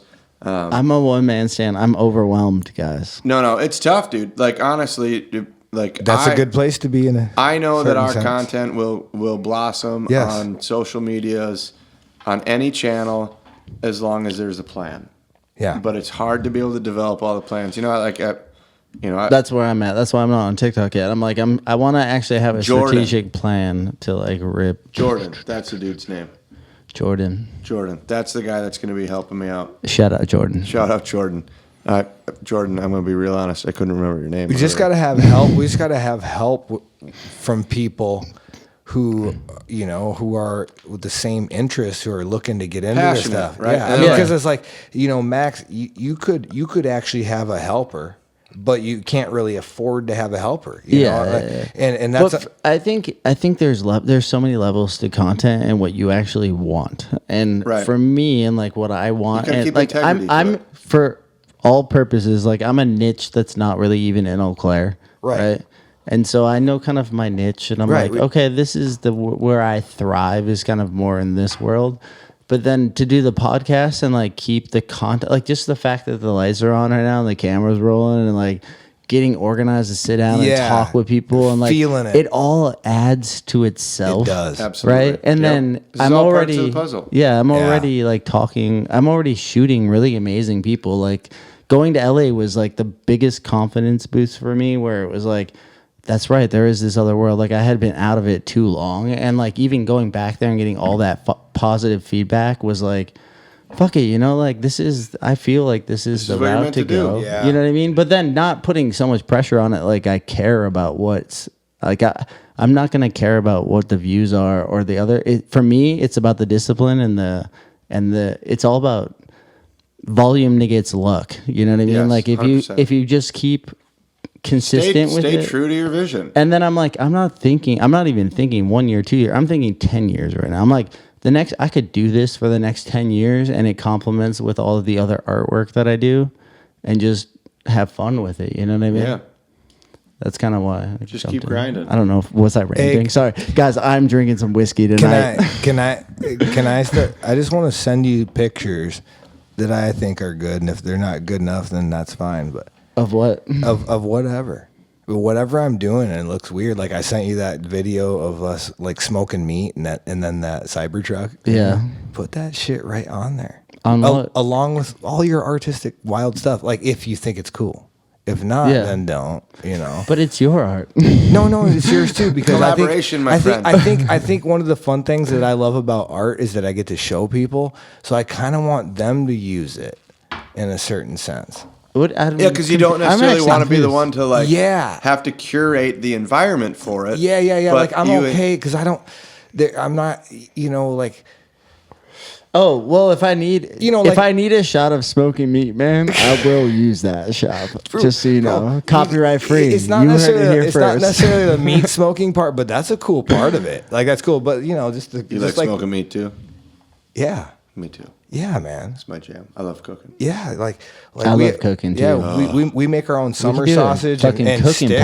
podcast. Yeah. We take venison and mix it with beef, and we make our own summer sausage and sticks. And you know, Did you we bring eat any? that.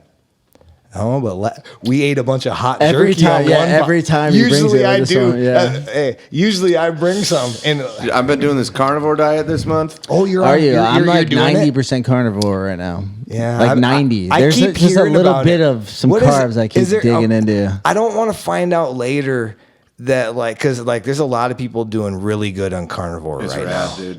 I don't hate to I say feel it. I better. love to say it honestly, and I like it. I mean it's good. But boy, was it such a switch from like maybe 5 years ago where people are like, hey, I'm gonna try vegan, you know, and we're thinking that at the same time that was. Right. I'm just Come on, I was that was thinking about that too because I love avocados and I like vegan food. I'm not even a fucking vegan, and I like vegan I just need food. protein. I just But you're need doing the protein. carnivore. Yeah. Why? Mainly it was so I've got a competition for jiu-jitsu coming okay. up on February 22nd, and I needed to shed some pounds, and I know that like for me the biggest thing is to lose weight you got to eat less, and I love to fucking eat, and I love sugar, and I love all those things. So I needed something to like jump on. I've done a lot of different diets, and I've done a lot of calorie restrictive diets, but I find that when I add carbs in, like it makes me hungrier.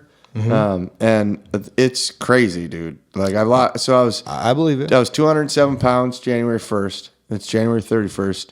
I just weighed myself at the club. I'm 195. Let's go. You got a little bit to go. Yeah. Well, I mean, from 207 to 195. That's a lot. I mean, in 30 days. I would never imagine You've that you been- were that. you've been that you ripping. weighed that much. Yeah. Well, I was 230 when I started. He's a big boy though. Yeah, How tall but are so you? you think it's- 6'3". Yeah, you're. Oh, a you're big boy. 6'3"? Yeah. he's Oh, a that big- makes sense. He's a Yeah. big boy. Oh, okay. But like, so February he's 14th, I'll be. I signed up for a 185 weight class, so I got 10 pounds, but that'll be easy. But it's really easy. What belt are you at? Blue belt. Blue belt. Yeah. How long does that take? That's a hardcore class. That took me 3.5 years. 3.5 years. Yeah. To be I made it. I made blue belt at 3. My ex-girlfriend's a purple belt. 185 class. She kills it. Weight class. That's a badass class. Yeah. Yep. That'll be good. I took gold at the 195 weight class. Wow.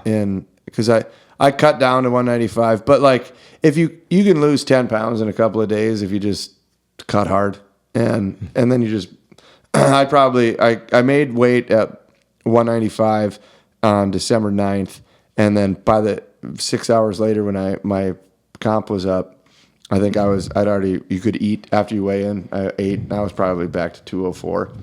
Really? Yeah, just because Yeah, 'cause- replenish. But I'm like, you're pretty lean to begin with. You're not. Well, I mean, you're not like a fat boy. no, but like when I was 205, 210, like I definitely it didn't have any abs, none of that. And, Yeah. like, they're starting to show up pretty good now. Let's and fucking go. 185, I'll be pretty shredded. So, but the carnivore diet, what's nice about it is I don't have to like in all the other diets I've done, I've had to like count my macros, count my calories. And it's so much more fucking work. So I was like, you know what? For January, I like to try something different. I'll just do it. And I'll be completely honest. There was like 4 or 5 days when I was down in Orlando. I fell off the diet. I ate the good food at the the meals with everybody. Yeah. But I bounced back real fast. Do you feel better? Do you I feel good? way better, A lot of dude. people really feel good. Where And I I keep feel hearing that they satiated. feel good. I eat like one meal a day, and I'm not hungry. Like I don't feel like I need to snack. It's wild. And I am a snacker, dude. Like I love fucking snacks. He's a snacker dude. I am a snacker, dude. He's a snacker doodle. Be careful. So- you don't want to put some peanut brittle around this guy. He's gonna It'll snack be gone. on it. It'll be gone. Yeah. I learned one thing that I learned from this Venison- podcast is if I do this with a friend, they're gonna sit here and you all sit there, because then we're both interviewing. We're both Going this way. We're both going that way. Then Yeah. I was wondering too, because you sat in the middle the last 3-person one that we did. Yeah, I did. Yeah, and then I looked so small that I was like, But Bo kept talking to me across this way like this, So Max was sitting in the middle, and he's just like, he looked like Yoda kind of. anyways, this is bad I wish he would have podcasting. went like this. This is bad. I like showing the people how I'm learning. But anyways, It's cool. Do you find it? Where are you getting your meat from though? I feel like So I gotta- unless you're spending a fuck ton of money, which is possible, but then Well, but or it's, you it's work with a actually good not, farm, or it's not more. Oh, so we've got chickens. So eggs are in the carnivore diet, right? Cause Yeah. they're like, Eggs, it's cottage like cheese. fuck, pre-meat. you can live off eggs. Oh yeah, dude. Well, and so I've got a buddy of mine, grass-fed beef. Like I buy cows from him. It's best meat on the planet. Yeah. And You want to shout them out? yeah, Ryan Olson, out of Blair Taylor. Sweet. And it's not as expensive as everybody thinks. Oh, well, you're just eating meat. Well, but you're just eating fucking meat. I'm Like trying you're to not learn going to the about it. grocery store buying all kinds of other random shit. Do you eat once a day then too? Yeah, I mean, Or kinda like I'll the- eat as much as I want to, but like Yeah. if I have like 5 or 6 eggs in the morning and a couple of pieces of bacon, like I'm not hungry anymore. Yeah. And for the first week, my body thought I was hungry, and so like once I Yeah. kind of got past that, Especially just a little chunk of protein, man. But Fuck. do you guys ever fast at all then? I've done Dude, 72, fasting is the 86 way. hours. Here's my opinion when it comes to any kind of balancing of your body and things like that. If you want to teach yourself, how to eat different or something like that. Stop everything for a few days. Yeah. Like you can just put a halt to it. Yep. You're right. Yep. You're right, and it's not easy. No. But as you keep going on, if you go minute by minute, hour Yep. by hour, it will get easier, and then you Yep. can kind of figure out what's going on with your body. second day is the worst day of a and keep an fast. eye on your piss. Keep an Yep. eye on Keep drinking. on your shit. See what Yep. it looks like. Look at My you. problem is I just feel fucking sick. I'm just like, Well, in I a sense, just- you kind I of need to are. eat. Like there's you Well, can 'cause so you the- can like you can get rid of toxins. Autophagy. So autophagy, right? That's the benefit I believe in fasting, which is I associate it to like defragmenting a computer. But so you have a bunch of you have weak cells in your body. Yeah. And after that 36 hour time frame of not eating, Yeah. your body it starts to switch into ketosis, which if That's the quickest way to ketosis. 100%. Yeah. But then, so your body starts eating the fat cells, but it's going to start with weak cells. Yeah. So your body will clean itself out. So if you can do at least a 48-hour fast, you're going to have a completely different understanding of your body. And then when you start reintroducing food, you can start to see how it reacts with you. So a lot of people have gluten allergies. There's a myriad of things. When it's just stop. Yeah. Stop for a few days, put a halt to it, drink a lot of water, you start back in with maybe some bone I drink a lot of broth water or- anyway. I do too. I really tried to do that a long time ago. I kind of figured it out. I mean, when we were kids, we had a lot of Mountain Dew. Mm-hmm. You know, and Dr. Pepper, Mellow Yellow, and Citrus this, and Citrusine that, and Yellow Number 7, well, all the Right. different things. You know, we are a product of those days. But now that we know, you know, my dad doesn't even like water. There's people out there Right. that don't even drink water. I know that's so crazy. You know, and I just drink sodies. well, yeah. that's And I'll the tell you, thing. dude.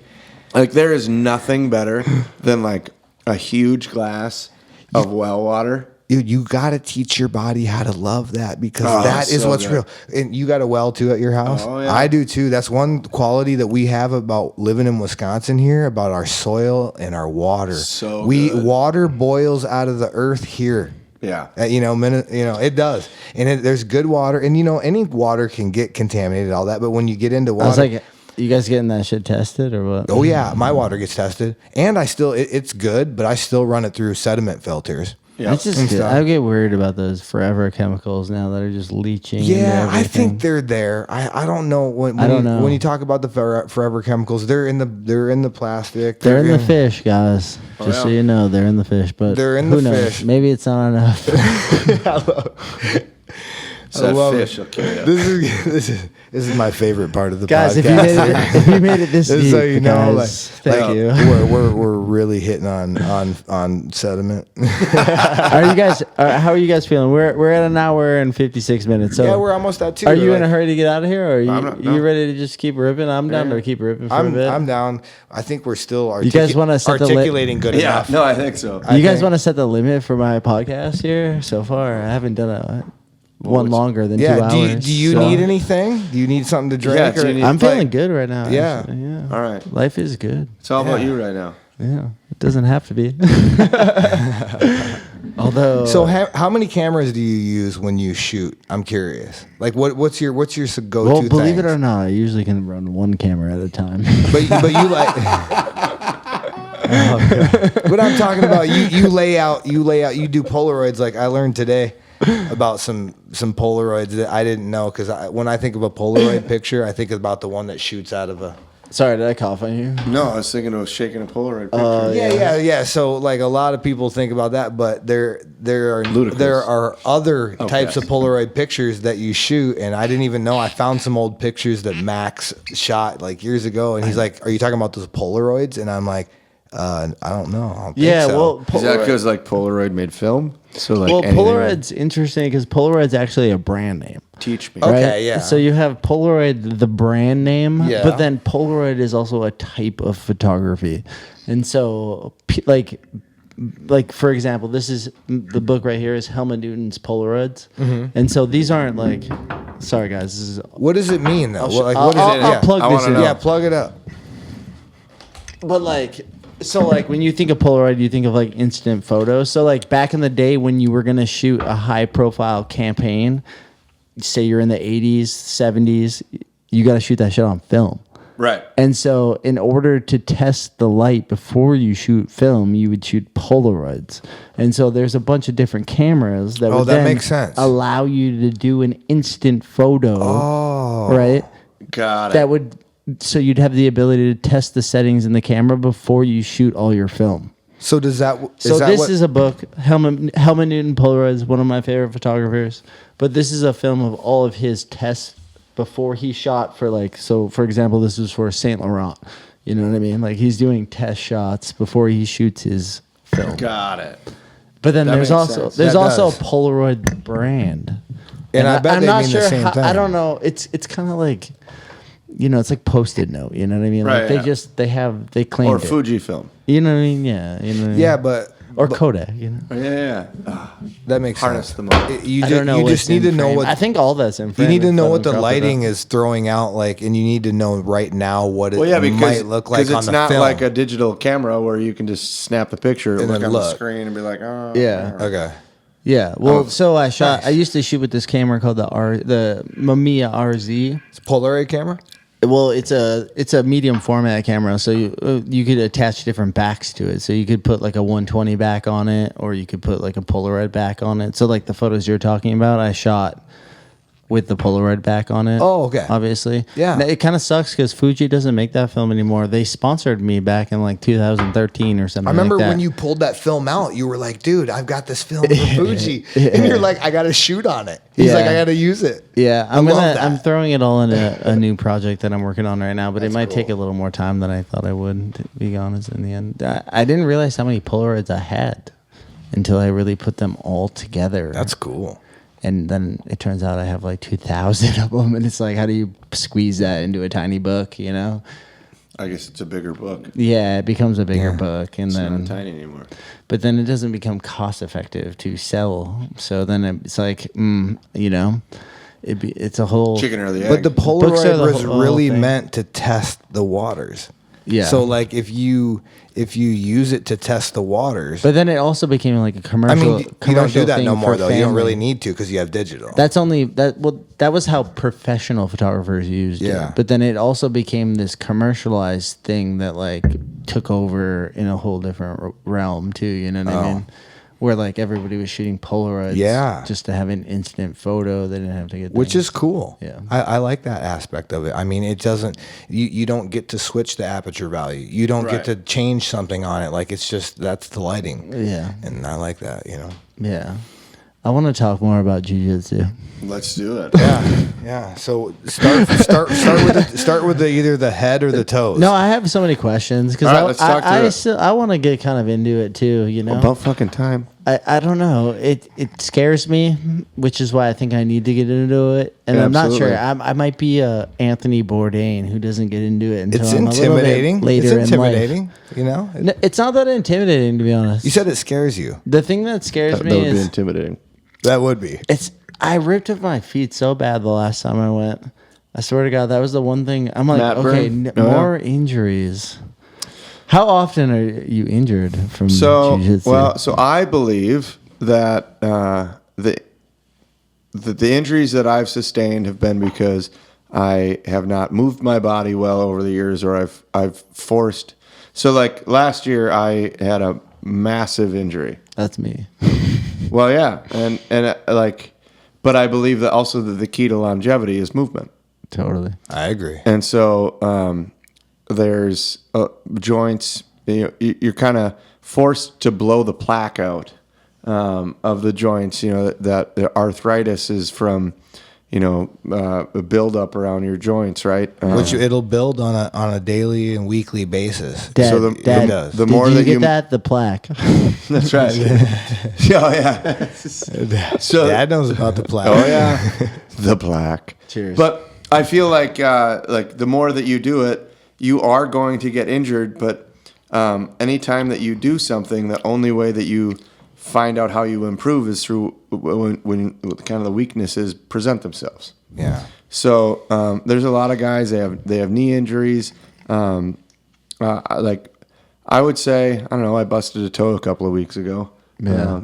It just taped it up. And How long did it take you to get a white belt? well, I mean, it was immediate because that's where you start. Is that how it works? Yeah, you just like walk in. And How long does it take to get the next belt? It took me 3 years. 3 years, right? Yep. And So I guess and I don't even. It shows you how dumb I am. I don't really know. But in that- I mean, there there was- that's a question But that if you're you look at curious. it, if you look at it from people that are like interested in trying to get in, because Yep. to me, you're a master. I know you could just fucking dominate me right Well, now. Well, There- he does it. He does it like on a basis on a weekly basis, man. Yeah. I put a lot of time in. I mean, it's just and like you do with Keaton's a fucking beast, dude. Oh yeah, no, he's my training partner. He's my bro, dude. Like, Yeah. And it's funny because I know. I was making fun of you. the two of us. Once you find that like person that you connect with and you can train with, like we will not compete in the same weight class. We rarely go hard with each other. Is he heavier? He's a little heavier, right? Like 6 pounds. Oh, that's not much. No. So we're currently like in the same weight class. That's why I'm going to drop down to 185. He's shorter though. Yep. Yeah, I know. But he's got fucking big old legs, dude. Yeah, he's a thick boy. Yeah, I know, for sure. Whatever they give you in the military. Whatever they gave him. My cousin's the same way. My cousin came out. They thick say as fuck. if you have stronger quads and legs, that you actually live longer. Yeah. Really? Yeah, because it's that. Yeah, they say it's your base. So the biggest thing is like squats. So everybody that's like, oh, you're low back. Well, your quads and your legs like give you.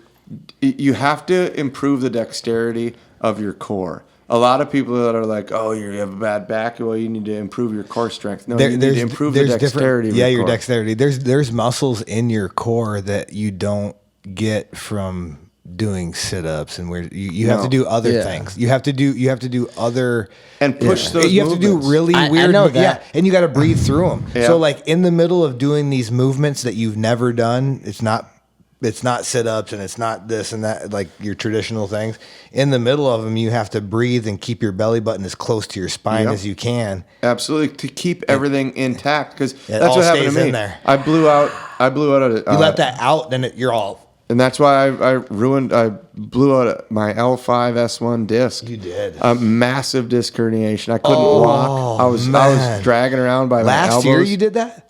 Did you look into stem in cells March. or no? I'm all curious about that because So it happened in March, but I've had back issues like my entire 30s, and I didn't want to have surgery because when I was 18 I broke my neck, and my upper neck is all fused. And you're doing jiu-jitsu. Cool. Yep. And it works and it's Absolutely. good and it Yep. helps it and Absolutely. it's like Yep.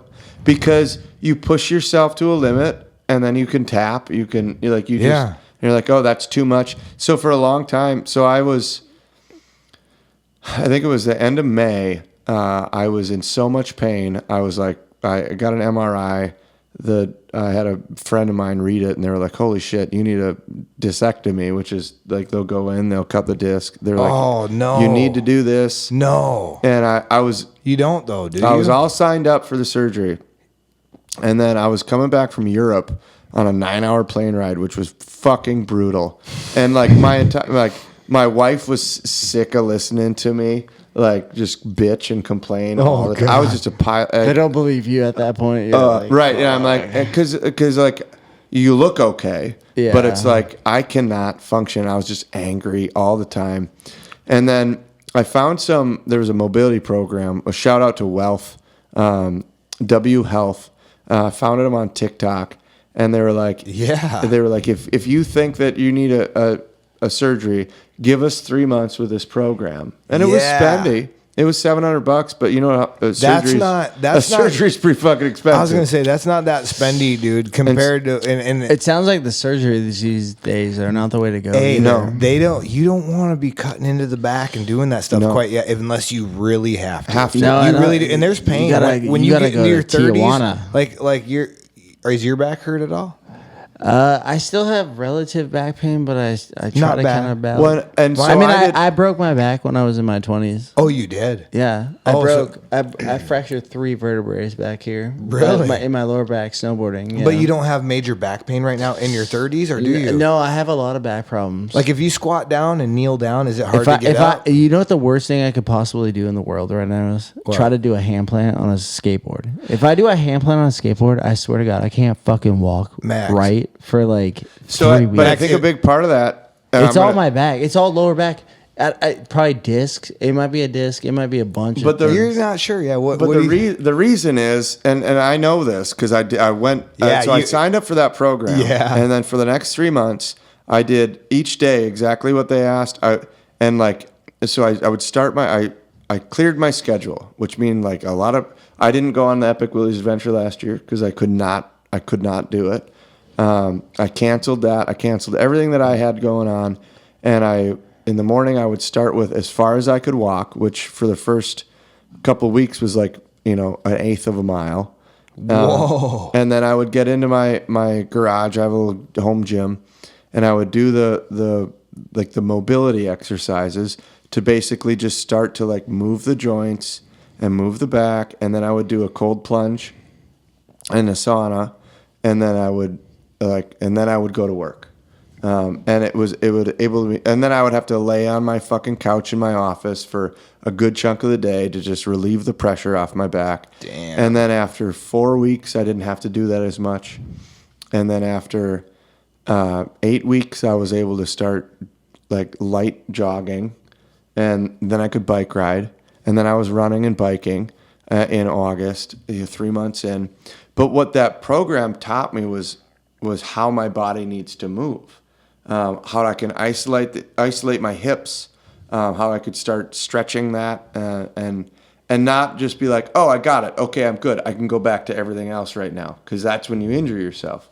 So I took it really slow. It was an 8-week program. I did it twice, and I was the end of September. I was back on the mats, but I was back on the mats with like a lot of reservation. Like I could not, if somebody was on top of me, I could not bridge and like roll them off. Oh, you couldn't plank up? I couldn't. Or is that called a bridge when you come up? Yeah. You know, that engages, you have this like pack of muscles inside of like right on the other side of your back. They call it the something 6 or the something, I'll have to look it up. But either way. But but that's what gives a lot of pain, that those muscles give a lot of the back pain. Well, and it's because like basically up, from my knees to my thoracic, I was like a fucking popsicle stick. Jeez. So when I would lift or just do regular body mechanics, I wouldn't.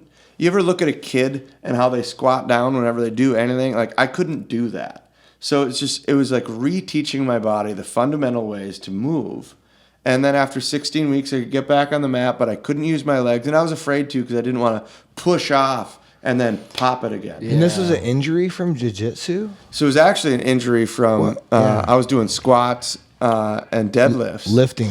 Yeah, and I was like lifting, and I got overzealous, and then I injured it lightly. I ignored it that was in January last year. I ignored it for a month and a half, and then I thought it was getting better, and then did a couple of dry needling sessions, and that helped. But so then I was like, I'm good. And then acupuncture? I went, Yeah. And then I went back to jiu-jitsu. I took like a week off, and I went back, and then I injured it bad. And then I was out from March to September. And Damn. And then it wasn't until December that I felt like I could compete. So I competed in December to see where it was, but I still wasn't really using my legs. I won those comps just by being the first to market. Those fucking arms. That's for sure. Yanked them down, and I got some outriggers, so I was able to use my weight. But and now I would say this month I'm starting to kind of get my game back. Sure. But do it slowly, do it smarter, right? Do that core work and that breathing. Yeah, that'll bring you in there, man. Yep, absolutely. And your diet's right. Like, you got your and diet. Learning how to like breathe with your full chest cavity. Yeah, and support everything. Yeah, you have 2 spots in there, and learning how to fill the bottom one and the top up. And I did that with a towel. To be honest with you, I meditate on that when I'm driving. I have to say it. Like, I mean, even here, like, I'm loosening up a little bit tonight because we're having a little bit of the spirits and stuff. Right. It's fun to engage with the bros. Absolutely. And stuff. So it changes the chemical a little bit inside. Yep. But you guys want to get wild and do a shot real quick? yeah, we do a little nipter. A little nip. You can say no, but you're gonna look like a pussy. I don't know. We're 2 hours and 15 Well, if minutes I look in. like a pussy, Just I know a- where just you're a going to be little guy. staring at. I have to not drink for a whole month starting tomorrow. And I'm Really? tomorrow I'm no longer vaping. Cheers, guys. If you catch me vaping, please shame me. Please I'm gonna. shame me. And I'm going to tell your other friends, too, so they can shame you. I'm going to be like, dude, he's vaping. No, I'm not even kidding. I invested in. Max. I'm gonna do Get in there. these. I'm gonna do these for the. I'm gonna do these nicotine lozenges. All right, well, we'll see what happens. I tried to get addicted to nicotine. I've quit but I nicotine couldn't- before. I couldn't do it. I smoked for 10 fucking years, and then I quit for 2 years. That's not And then bad. when I was depressed moving back to Wisconsin, I picked up the vape again, and fuck, I haven't been able to let it go. But I feel like finally it is time. There is no more excuses. Right. Yeah, Just you. just me. Yep. Just me and what I want to decide, you know. Same with smoking marijuana. I mean, I've been smoking a lot of marijuana for the last few years, and I'm completely over it. I'm ready to take a huge break from it as well. I like marijuana a lot, but I'm ready to take a break too. I've taken breaks before, and you know, it to me, it has a medicinal thing that goes deep for me. I don't know what it is. I mean, marijuana can set me into an anxiety attack in the wrong place at the wrong time. If it's a gummy or something goofy or something, Right. and maybe not so much nowadays like it has. I can control it more because of the breathing. Yeah. I think because the yoga and all that Well, stuff, but it brings I can it out. control. That just means that you had things that were triggering anxiety that you need to deal with. Yeah. Which has been But great. it does help me. The marijuana does help, and I still want to not really have the smoke in my throat and and that stuff. I think that's the part that bothers me the most about it. And even smelling, like if your breath after you do a rip and you want to go kiss your wife or your girlfriend, it's like Yeah. Right. I mean, especially when I used to smoke cigarettes. I could That's totally nasty. relate to that. I But mean, I like when a cigarette gets lit up. Right when it gets lit up, I like that smell. I like feeling- anything after that. I can't stand it. I see- cannot stand like when I still go to friends' houses and we go down in the basement in their bar, like old school, and I like it. It's fun hanging out down there. But at the end of the night, we really reek. yeah, my homies in I mean, Brooklyn we're- would call all of us a pussy, but Yeah. at the same time, it's kind of about where you are in your life, and Yeah. then also like I don't know, man. Fuck, if it wasn't for cigarettes, I wouldn't have had some of the best conversations of my life. But dude, eventually you gotta stop because Even I in- tell you what, all these old bros and the ladies that I feel the Hey, universe, Rose dude. sounds like 2-pack a day smoker. they get to a point where they get close to 50 or at that 50 point, and they're going like, all right, we've been having a lot of fun lately. Yeah. And like we need to simmer down with each other. And like, No, I feel- they're like, shit, should you go dude. into the doctor? It's like, well, yeah, You can I've find been them in thinking their about it. 40s in Wisconsin. I've been thinking about it, but and that can happen to anybody, honestly. I do like I a was good around, cigar here and there, though. I was around my dad when I was younger, and he smoked a lot of cigarettes in the car with me. And God bless his soul, but dude, I smoked them right with him. Right? right Oh, with him. yeah. I'm not. I'm telling you, I did. Yeah. I did because when I could feel it. I could feel it, and I used to remember having that crazy feeling in my head and being like, "Man, this feels odd." And I'd get headaches and I'd cry, I'd be like, "Dad, I think it's the smoking." He's like, "You'll be all right," But Thanks, Dad. Here so. we be. I don't know. For me, I just feel like the universe is telling me if I want to upgrade my life, I have to like give up on my addictions, and it I sucks think for so. me. That's how it works. I've studied it for so long, and like, I don't know. Hey, vampire bats don't fucking smoke, bro. Yeah, right. I know. His spirit animal is a vampire bat. It's true. Have you ever looked up the spirit animal thing? There's a primalastrology.com because what's your regular sign? What's your astrology sign? Cancer. You're a Guys, Cancer. we can do it. Oh, you're a Cancer? So yeah, me too. Let's Yeah, go. yeah, two July 10th, Cancers. let's go. July 20th, baby. And Let's go. I'm July 24th. 10. And I'm a Leo. Oh, yeah. You Yeah, I'm you on the missed I'm a I'm a, cusper. I'm so a Leo kinda- rising. Yeah, so wow, man, we have a really even. You know what we have here on a color spectrum? We have like a red, orange, yellow. If he was the same We're all- year, you know what I'm saying? Wait, Right, wait, close. wait. yeah, What we're ye- all what close year to are it. you? 85. Oh, so we're not the same. Well, we're not the same. We're very What close. is it? Look his spirit animal up. I'm really curious. I was thinking maybe he's a vampire bat, dude. Oh, that'd be Now I'm wild. curious. Yeah, I'm But curious. I'm he's curious not- what not- it is. I'm looking. It it could up. be a bug. You guys too. gotta. You guys gotta. Oh, I'm telling you, I've been doing this spirit animal thing with a lot of friends and checking it out. It's pretty curious now. It's pretty wild. Are you finding me? All right, he is. you gotta go to primalastrology.com. It does look like the seediest website you've ever seen. But those are the best. I'll tell you the backstory. It's proper. So the backstory is I was out visiting my friend Brian Parrish for his birthday. I can't remember what birthday it was, but it was a prominent one, maybe 35. And we were out in the Pacific Northwest. And I had a friend who had flown up from LA. And I wasn't living in LA or in Seattle at the time. I flew up from LA as well. And we all ate 2 grams of mushrooms. And then when my friend from LA who came up, she was like, have you heard of primal astrology? And she's like, we should all read our animals out before we trip. And so we did. And then when I tripped, all I could see was everybody's animals. It was so fucking spot on. See, I like that. It just absolutely blew my mind. And then the next few years, I would look everybody up I knew, and it was like, holy, how the fuck does this how the fuck does this work? Check this out. We had 3 people getting tattooed in the tattoo shop today. and everybody looked up all their animals, and we were all talking about it for pretty much like an hour and a half. That's awesome. Yeah, so And they're reading. and is it not accurate? What is he? I gotta know. I'm dude. like, bro, yeah. I got some hesitation. You gotta I need- stop getting on rants. Yeah, here. yeah. Like, all right, now at least we got the backstory though. So it All started. right, all right. Wait, what year are you? 85. 85, July.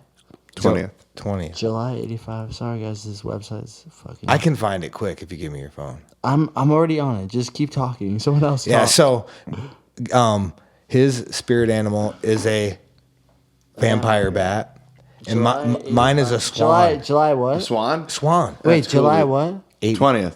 July 20th? Oh, dude, you're a fucking black bear. That makes total Yeah, sense. my son is a black bear. Dude, that makes total My sense. son is a black bear. Hell yeah, dude. I am a fucking black bear. You can So read there it. you You can go. read it quick. We'll talk about Yo, check out Primal Astrology. Yeah, Just so you know, all the bros out there right now, if you're dating a girl and you look her up and she's a praying mantis, get the fuck out of there. All right. Or if she's a snake, if it comes to the snake, you might have to second guess it, unless you're a mongoose. Now, if you're a mongoose and she's a snake, you might be able to harness that. Yeah. Okay. I personally, because I'm a mammal, I'm a little mammal. I'm a little guy that likes to fly around. I know a sugar I'm glider. also a vampire bat, which is kind of weird, but I also like that. kind of cool. Dude, that's awesome. That's Dude, awesome. I'm liking this. That's awesome. I met a sugar glider. My wife is a parrot, and I'm a swan. Is it? Yeah. It's funny because I looked at my parents right away. My dad is a piranha, and my mom is like this artsy little bird. I met a pit bull and a boxer. You can be like, I met a pit bull and a boxer, but you're a black bear. My son's a black bear. A black bear is fucking cool. Yeah, dude. it is. I It like is. that. Honestly, I think they're all cool. They all got their things about them. Just, And like, just trust me. If she's a praying mantis, get the fuck out of there. This is so true, dude. This is wild. and there's some things when you go through it. There's some things that it might not, but if you're a cusper, like if you're on the cusp, because I noticed in some people's primal, in their when it reads it out, because this is all free. Dude, like, this is so fucking this spot is all on. free. Like If I you go said, there- it's beyond crazy. I don't understand, and I think it's even better that it's from a shady little website. kinda like it. It's like it's like a little window from the Matrix. I Like agree. it's not supposed to. Like that girl. You remember when Morpheus meets that old black woman? Yeah, I can't remember what her name was, I can't either. but Yeah, she this was is all probably- spot Hey, on, dude. I sent you a thing. I think about. I don't know how it's spot on. I mean, obviously it's like horoscope shit, so it applies to everybody too. Yeah, You know what I I mean? know, but I like it's weird because where my life's at, this makes. I some went sense. all the way through mine, and mine was heavy. Where it Yeah. was, and I did meet another swan, Swan, and huh? his name was Dustin. Really? Yeah, that was odd. It's just crazy, the whole swan diver. Yeah. And last year I hang out at the river a lot. Since we don't have oceans in Wisconsin, and we do have Lake Michigan and Lake Superior, but if you live in the middle here, you got to go to a river, and we have a really badass river here called the Chippewa River, and I stay on that thing in July. I mean, all summer if I can. I can't wait till you come down there. Yeah, should you do got to some- take me fishing, dude. Oh, I will. We'll I'm go trying to go agate fishing. hunting and That's fishing, badass. and then It's cool. It's just super random, but Right. also I like it. you're like, what the fuck? Right. How does this make sense? Also, I'll be a black. And then bear. you- we're gonna incorporate that into a tattoo. I'm gonna send this to you somehow Well, via text. I think you can do that pretty easily somehow. But look up. I'm telling you, look up your kids, look up your wife, look up everybody, Yeah. and you'll go, what the fuck is Gives you this? some- gives you What some is insight, this maybe? website? Yeah. How do you know me? I met a centipede. Yeah. I met a centipede and a snail. Really? Let me I tell showed you. it to a couple people. Bro, you got to look your spirit animal up. He's like, really? I'm like, yeah, you know. It's like, and then he gets it. He's like, oh, centipede. This is what I I was get. like, centipede. And then I was like, all right. You're like, It was actually, a- that makes sense. No, he read it, and a lot of it did. A lot of it did, and the snail dude did too. And I mean, I'm just wow. I'm telling you, I'm not sure what frequency you have to be on where that makes sense, but it's fucking bizarre, man. I'm telling you. I looked at my parents. I'm like, this is bizarre. Why I does this looked work? people Wait, up. why does this work? What's your old man? My old man's a piranha. Yes, he is.